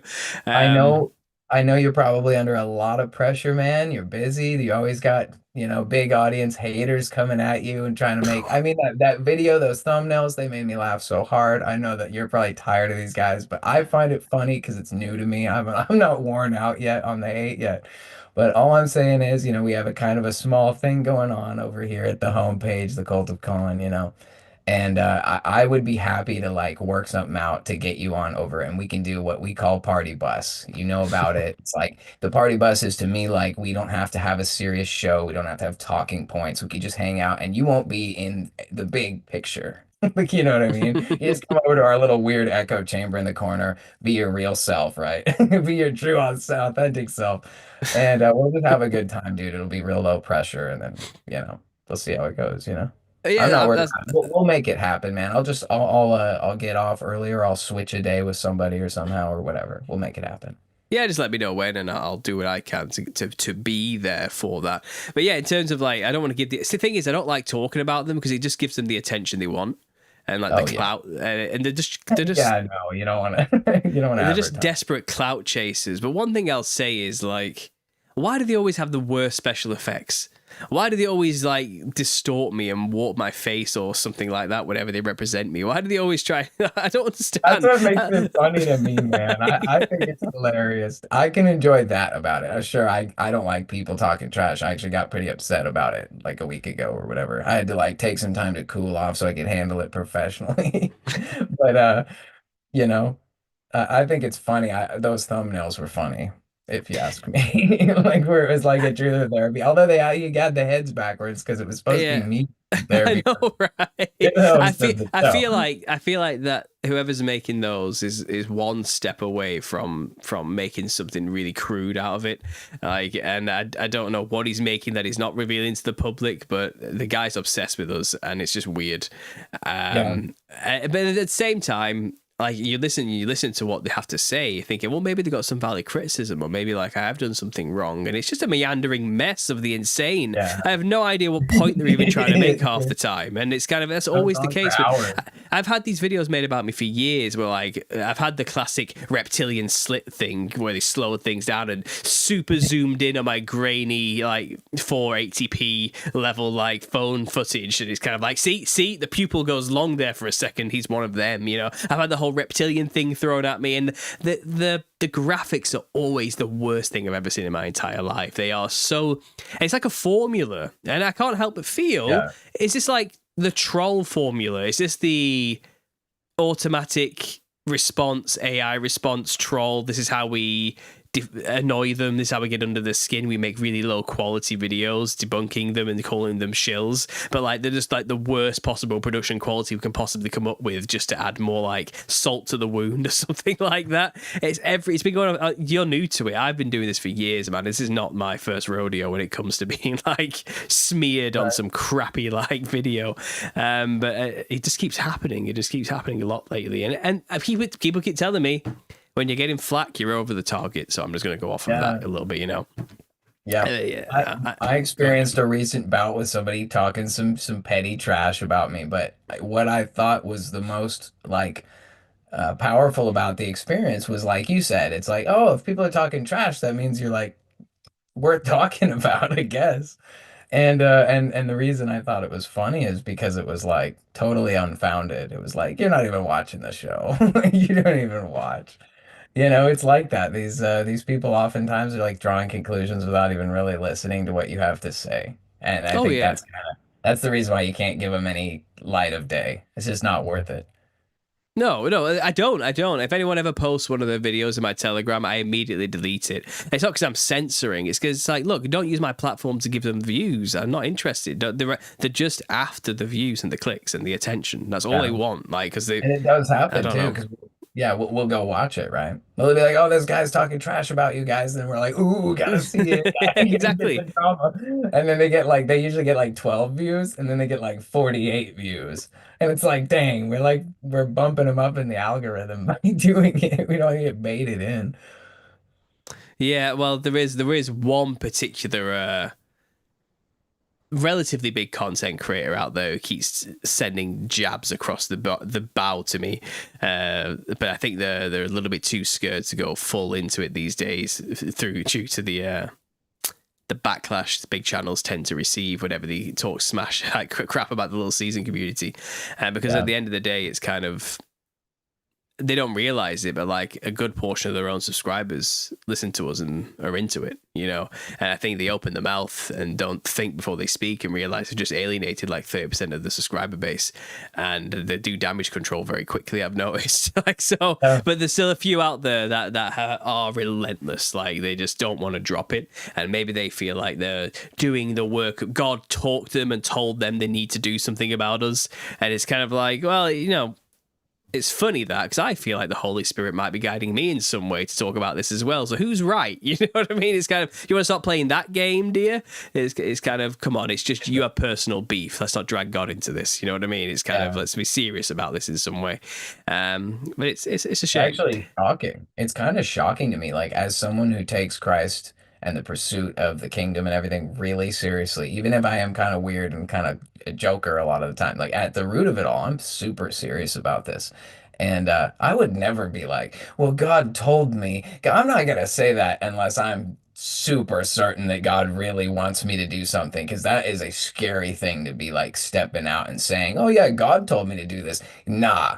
I would not. Like, if there's such a thing as taking the Lord's name in vain, that's actually it, right? It's saying Hmm. that God's behind what I'm doing and you just came up with it. Many are the plans in man's heart, especially when like one guy was saying that God wanted me to talk to you guys about this. And I was like, I just commented and I was like, there's three people who know you're lying. You, me, and God. Because we know that he did not tell you to do that. So Yeah. Well, it's you just wild. know he's gonna make a video about us talking now as well. I can see that coming. The other guy, he's gonna pick some random thing we've said and assume that our entire life is about that one thing, and then he's gonna roll with it as though we are the worst possible teachers to ever exist in our entire lives. And it's like, I'm not a teacher. Who said I was a teacher? Like, Exactly right. why are you? I don't know. I think a lot of it must be rooted in, sadly, jealousy, and I hate saying stuff like that. Because it's kind of like, what are you jealous for? What are you seriously like? Like, get over it. Like, what is the problem? I don't understand. Like, what are we actually doing that's that bad realistically? I don't get, like, do they want to be us? Like, realistically, it's like, you want to be in my Probably. position, do you? Getting all this crap from people on a daily basis and like They know where alienating half the like, I don't know. they can tell where the party bus is headed, Destination Kingdom. They're jealous because it's like you have the old guard, the old way is kind of like getting more and more boring, and it's falling apart because it doesn't have that real integrity. And then we're starting this kind of new thing based on the real truth, like with the real foundation, really looking at the words of Christ and trusting him as the teacher, which is where like the whole idea of Christianity comes from. You're supposed to be a follower of Christ. You think you would listen to what he said. And so we're doing that. And I think that it's evident that this continues to grow, even though, it's like you said, like, I don't know why they want to be us. We're like the rejects, right? We're all like the outcasts of various cultural groups and churches and all kinds of things who ended up like, well, I can't fit in here. I can't go with the doctrines, that there's trauma from the experiences, whatever. Everyone has their reason that then they're seeking genuinely. You're not getting funneled, you're not spoon fed by an industry or like a construct. It's like, well, I just have to look for myself, right? And we're all arriving here. The Lord brings everybody to this understanding, this truth about Jesus Christ, the truth about who he is, about his plan, about his kingdom, and about everything. And that puts us in this position where it's like, well, we're like definitely on the right path, whether we know anything or not. We don't have to be the masters of anything to know who the master of everything is. And that, I think that just makes waves, you know. I think the community grows all the time because of the true, genuine heart that this is. It's a pursuit of Christ's truth more than anything. Yeah, exactly. This is the problem. It's like, why is it so-called Christians that are the ones that keep attacking us? Because it's like, we don't deny the basic foundation of Christianity, that salvation relies on Christ resurrected and the belief in that. That's the basics, right? I mean, what do we really disagree on from there? What stops us from being brothers and sisters and members of the body of Christ from that point forward? Eschatology? Really? You're going to hinge your relationship with other Christians on that alone? It's It is sad. strange. It's a sign of a sickness, if you ask me. Something's wrong. Like, if that's what you're hinging your fellowship on.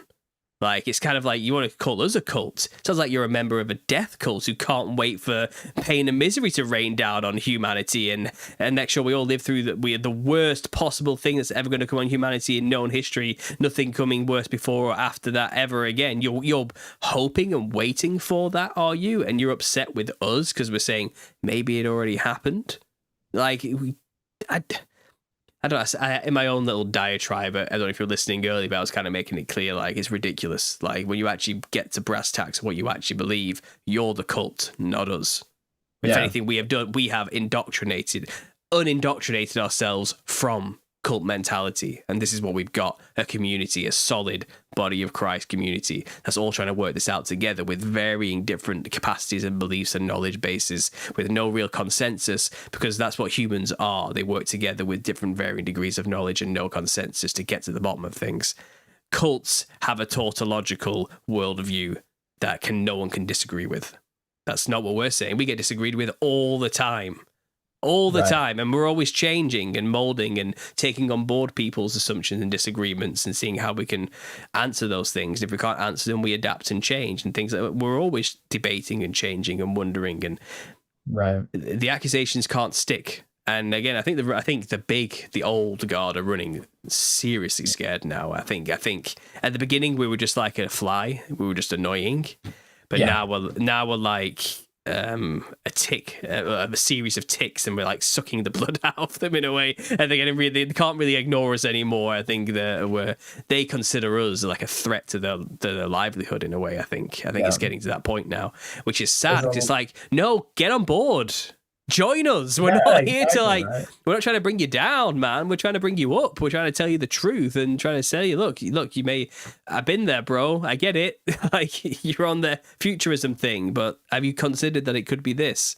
Just think about it, But they're like, you're a heretic. Get away from me. I never want to talk to you ever again. It's kind of like that's not a good attitude to have. Like, but maybe they'll come around. Maybe we're planting seeds in all the right places. I don't know. Maybe I'm wrong. Maybe I'm just too naive. I think that people are capable of change. I've seen it in myself. I've seen it in people around me. I've seen how Christ can take people from one place and bring them somewhere completely different. And the reality of it is that we have come to a point where we decided we needed to be able to rationalize what we believe. It's not okay to just say, why? Because someone said so. You know what I mean? We want to know why. It's not just like when you're a little kid, your parents say, oh, don't go here. Well, why not? Because I said so. That's not how you teach people. That's not how you raise people. Teach me why I should be concerned about going to whatever party at night, what kind of risks it might present. You know what I mean? Be the instruction. And like with this kind of thing, we're looking at scripture. If we're a Christian, then who's Jesus? That's the head of the whole movement. Well, what does he say?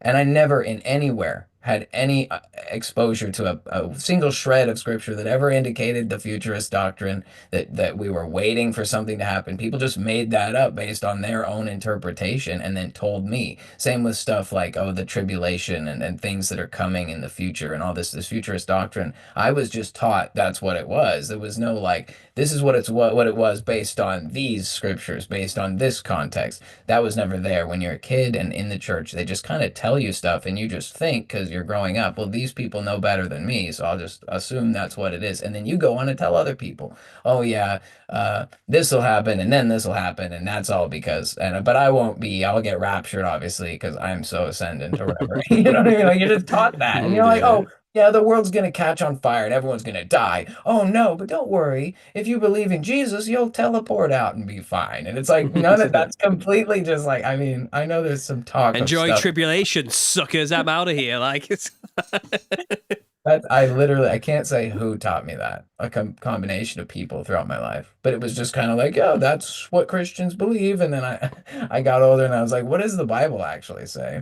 Not not much of that. Like quite a few different things, but it's amazing how different it is when you actually read it for yourself and then if you want to rationalize it. So when we talk about stuff like the little season, why do we think we're in this time in history? It's not just because it sounds interesting. It's not just because it's some sort of confirmation of a fantasy we came up with. It's like there's actual scriptural reasons to believe it before you even see it. Like that was kind of my mentality before I ever saw any architecture or any kind of like this hagiography stuff or anything aside from the word of God. I had no idea that there was a massive worldwide kingdom except for that Jesus was talking about making one. That's the only way I ever knew anything like that. So a lot of people, I think, that we're in this weird time because you've got the like secular Tartaria mud flood approach, like rushing in with all this cool, sensuous, like the buildings and the impossible architecture, and it's very mystical and cool. But people are missing that this has already been on the books for a very long time. People just weren't reading it. They weren't listening to the red words of Jesus when he said, dude, I'm about to do this. You will live to see it. You know what I mean? That's what it says. That's what he said. If we're going to believe it, you know what I mean? Like, otherwise, I don't know what people are talking about. But that to me is, I think, where the contention comes is because we're actually reading the Bible and they're not.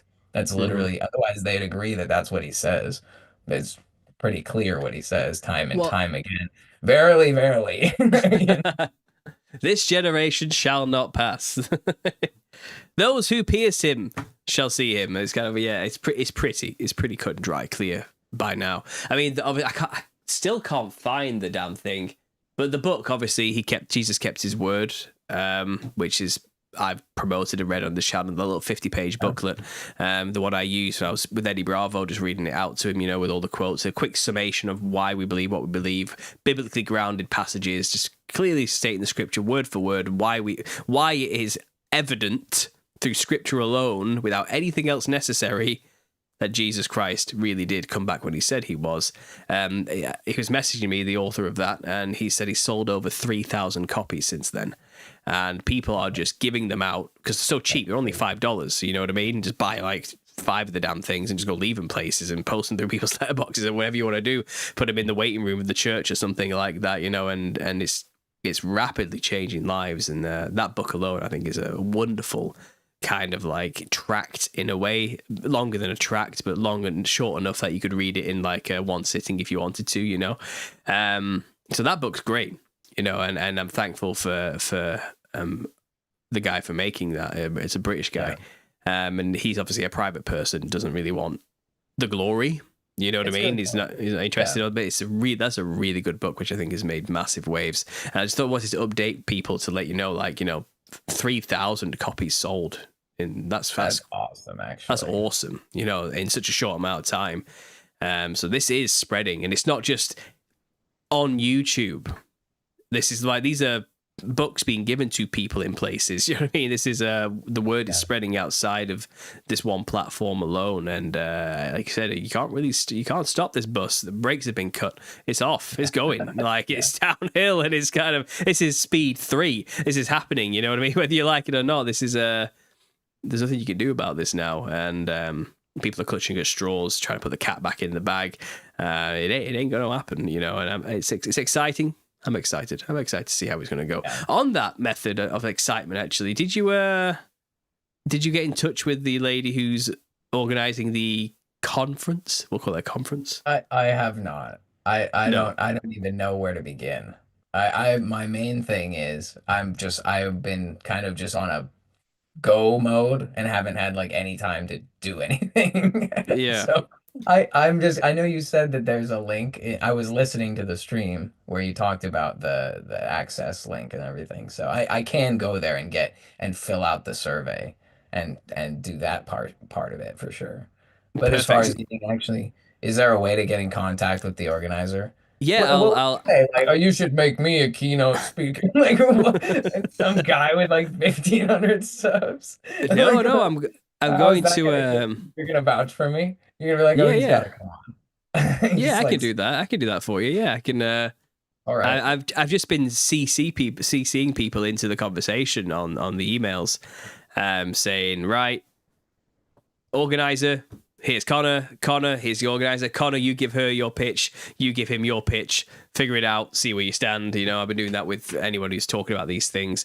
I think so far she's talked with Joe and Jason Jack and Biocharisma as well. I hooked them two up. I don't know who else she's been talking to behind the scenes. She said she had like a list of like 20 people, but I can definitely send you her email and get it all organized and arranged.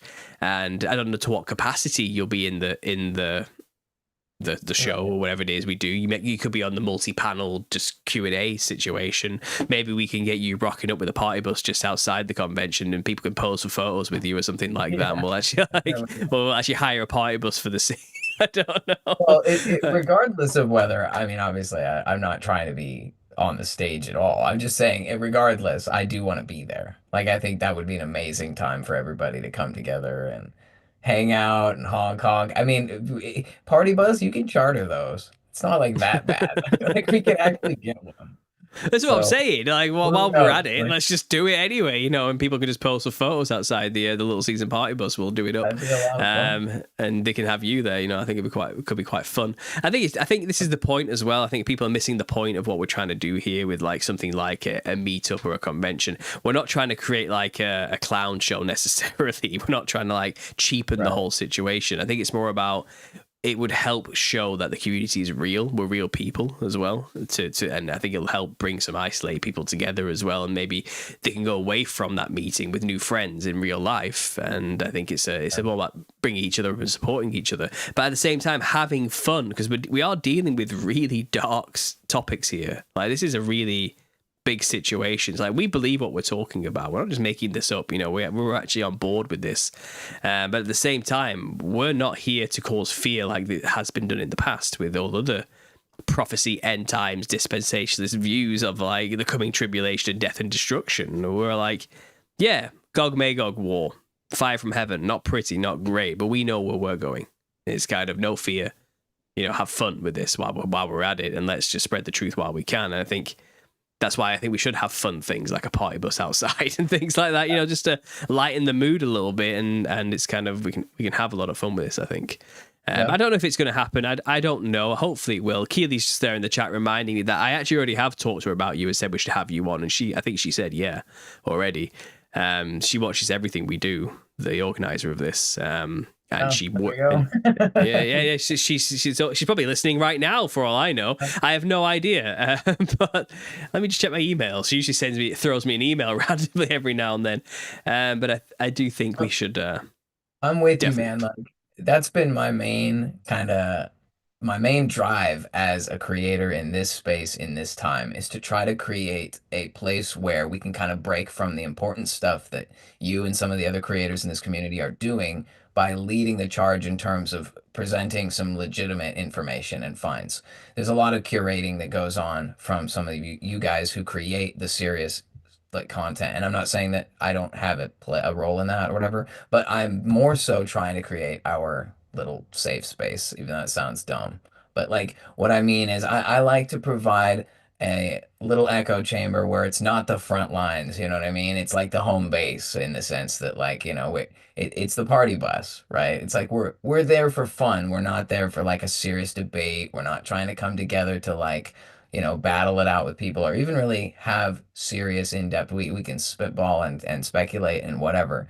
But yeah, I've always kind of seen my role in this as somebody who's just there to kind of like try to give everybody a spirit boost. I'm trying to give positive vibes and encouragement to people. That's been my thing because I feel like, and I think a lot of people have brought this up, but like you got to put out what you need. You know what I mean? Like if there's something you're lacking in your life, you got to make it. You know what I mean? And so for me, I've always kind of felt like conspiracy theory and truther world, it used to be more fun because it was like exciting, like the new cutting edge. But then we got so aware of how evil it is, of how dark everything is, that conspiracies are born out of this pyramid of ancient evil, this father of lies, essentially. And it kind of takes the fun out of it. It's not, oh, mystery, national treasure, X-Files, it's not fun anymore. It's like, oh, bro, this is bad. We're in a lot of trouble. There's a lot of bad things going on in the world.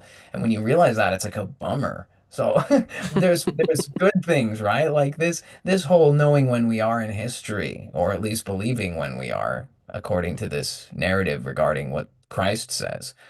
I see it as like there's still so much to be happy about, and it changes your perspective on your daily life because the things you do day to day no longer have this same tunnel that has no end in sight. There's a light at the end of the tunnel, and it could be any time that our world could change and we enter into this new heaven and earth after this crazy judgment. Like it could be any day. Like we should be glad things are still normal. I think that's my perspective. I'm glad I can just like go over to like whatever the 7-Eleven or whatever it is and get a drink because in some short period of time it's going to be biblical and like the world's going to get all weird, and then there's going to be all kinds of creatures we didn't know existed and all kinds of like dimensional changes and everything. It's like it almost kind of sucks the fun out of the world when you know how much crazy stuff there is. So it's okay for us to have a good time now as we're just people researching and trying to figure it out, because right now we can still enjoy being like just dumb people.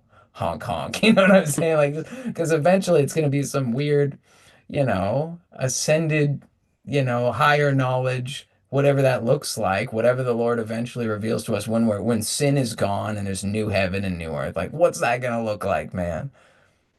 I don't know. I'm not saying I expect you to know, but I just feel like it's okay for us to enjoy the ride as we allow God the time he needs to help us become the people we need to be. That's kind of my main motif. Yeah, well, the thing is, I know you have a laugh with your show. You're kind of the comedian of the group in a way, and you're there to give people that levity, which, like I said, they come to my show, and I can get I can bring some humor to it, but I do get a little bit like, dramatic, shall we say? I Well, got some, I got some drama behind me, some flair. You know, I'm a what do you call it? I'm a gesticulator. I use my hands a lot. You cinematic. know, yeah, Like cinematic. I will call it that.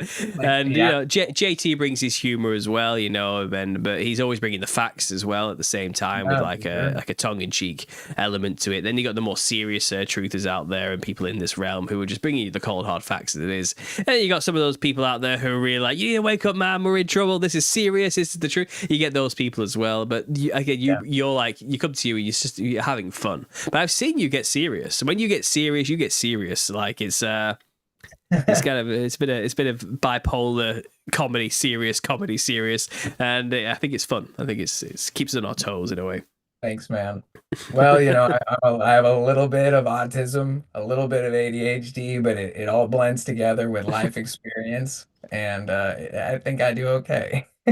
I'm like, I wouldn't say unhinged, but I'm like close. So, but I think I can still manage. I make it to work on time, so That's good. For a minute there, I thought I should start feeling bad. Now, are we just laughing at the neurodivergent individual here? Is this what this has come down to? No, you're hilarious. And like I thanks, said, brother. I could tell immediately, like, yeah, this guy's got it all. He's got humor, but he's got seriousness. He's like, that's what we need always when talking about dark topics.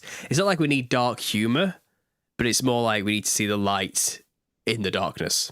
Is kind of and I think a lot of people also need to get a good sense of humor these days. I think there's a serious lack of sense of humor these days. I'm finding it's kind of no one can just take a joke for a joke anymore. They've always got to take it seriously and get offended Right. or something. And it's kind of even our we otherwise apply that to like the extreme left wing types in the past. You know, the perpetually offended types. But I see it in our groups as well. I see it Sure. everywhere. I think it's a people problem, not a political alignment I have problem. my moments. Yeah, oh You yeah, know, yeah. we all we all I've heard all about your own drama, but that's for another time. We'll do that talk privately behind the about scenes. We'll talk privately about that in a second. I'm sure my wife will want to come in and have a word as well about all of this. yeah, But there's some good juicy gossip that you would love to know about. It's just for the sake of, why not? why not? I mean, I'll if make it sure. was only no, just a private chat probably. I'll tell you about it though. Yeah, all the It's listeners are going to get 7 days. jealous. The listeners are going to get jealous now. It's like, what are they talking about? What's going? It's nothing serious, guys. Isn't it? It's No, nothing. it's It's it's just the way it is, you know. We don't always get along, and hopefully peace can be had, and we can all move forward like grown-ups. Like that's what we're supposed to do. I think that conflict is good for us. Sometimes your best friends in life are people you made friends with by like punching the crap out of each other or whatever. yeah, that's true. That's Uh, true. so Yeah. maybe it'll work out in the long run.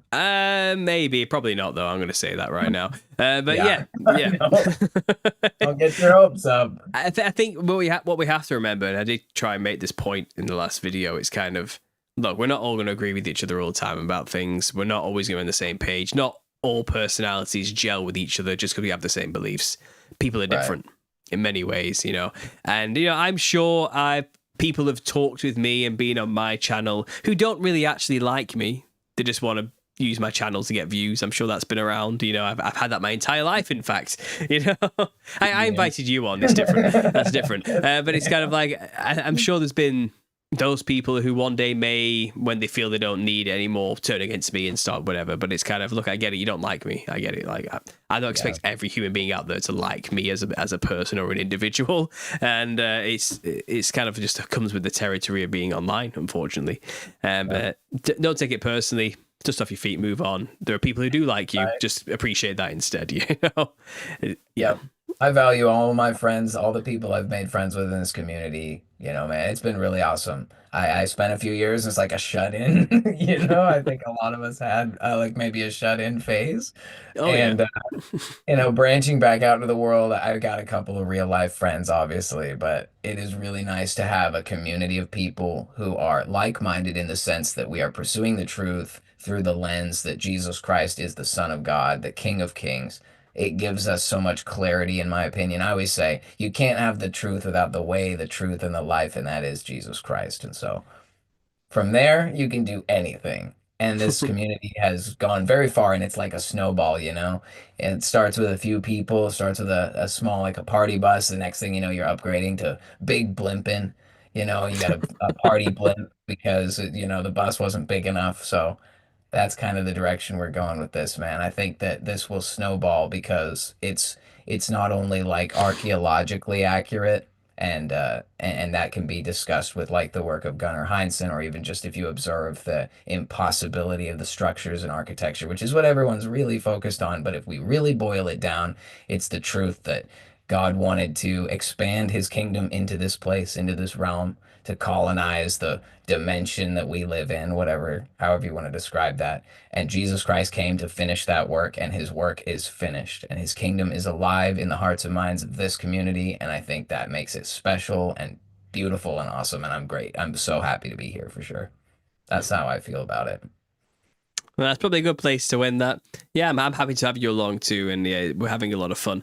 And we'll see where it goes in the future. It's exciting to see where it goes. I think 2025 is going to be a big year for this whole topic, to be honest. Amen. And in a terrifyingly beautiful way. We'll see how it all pans out. I have no idea. I mean, like I said, we might be right around the corner from Joe Rogan on this situation now, so that's gonna. Yeah, we don't know. Who knows what's gonna happen? But yeah.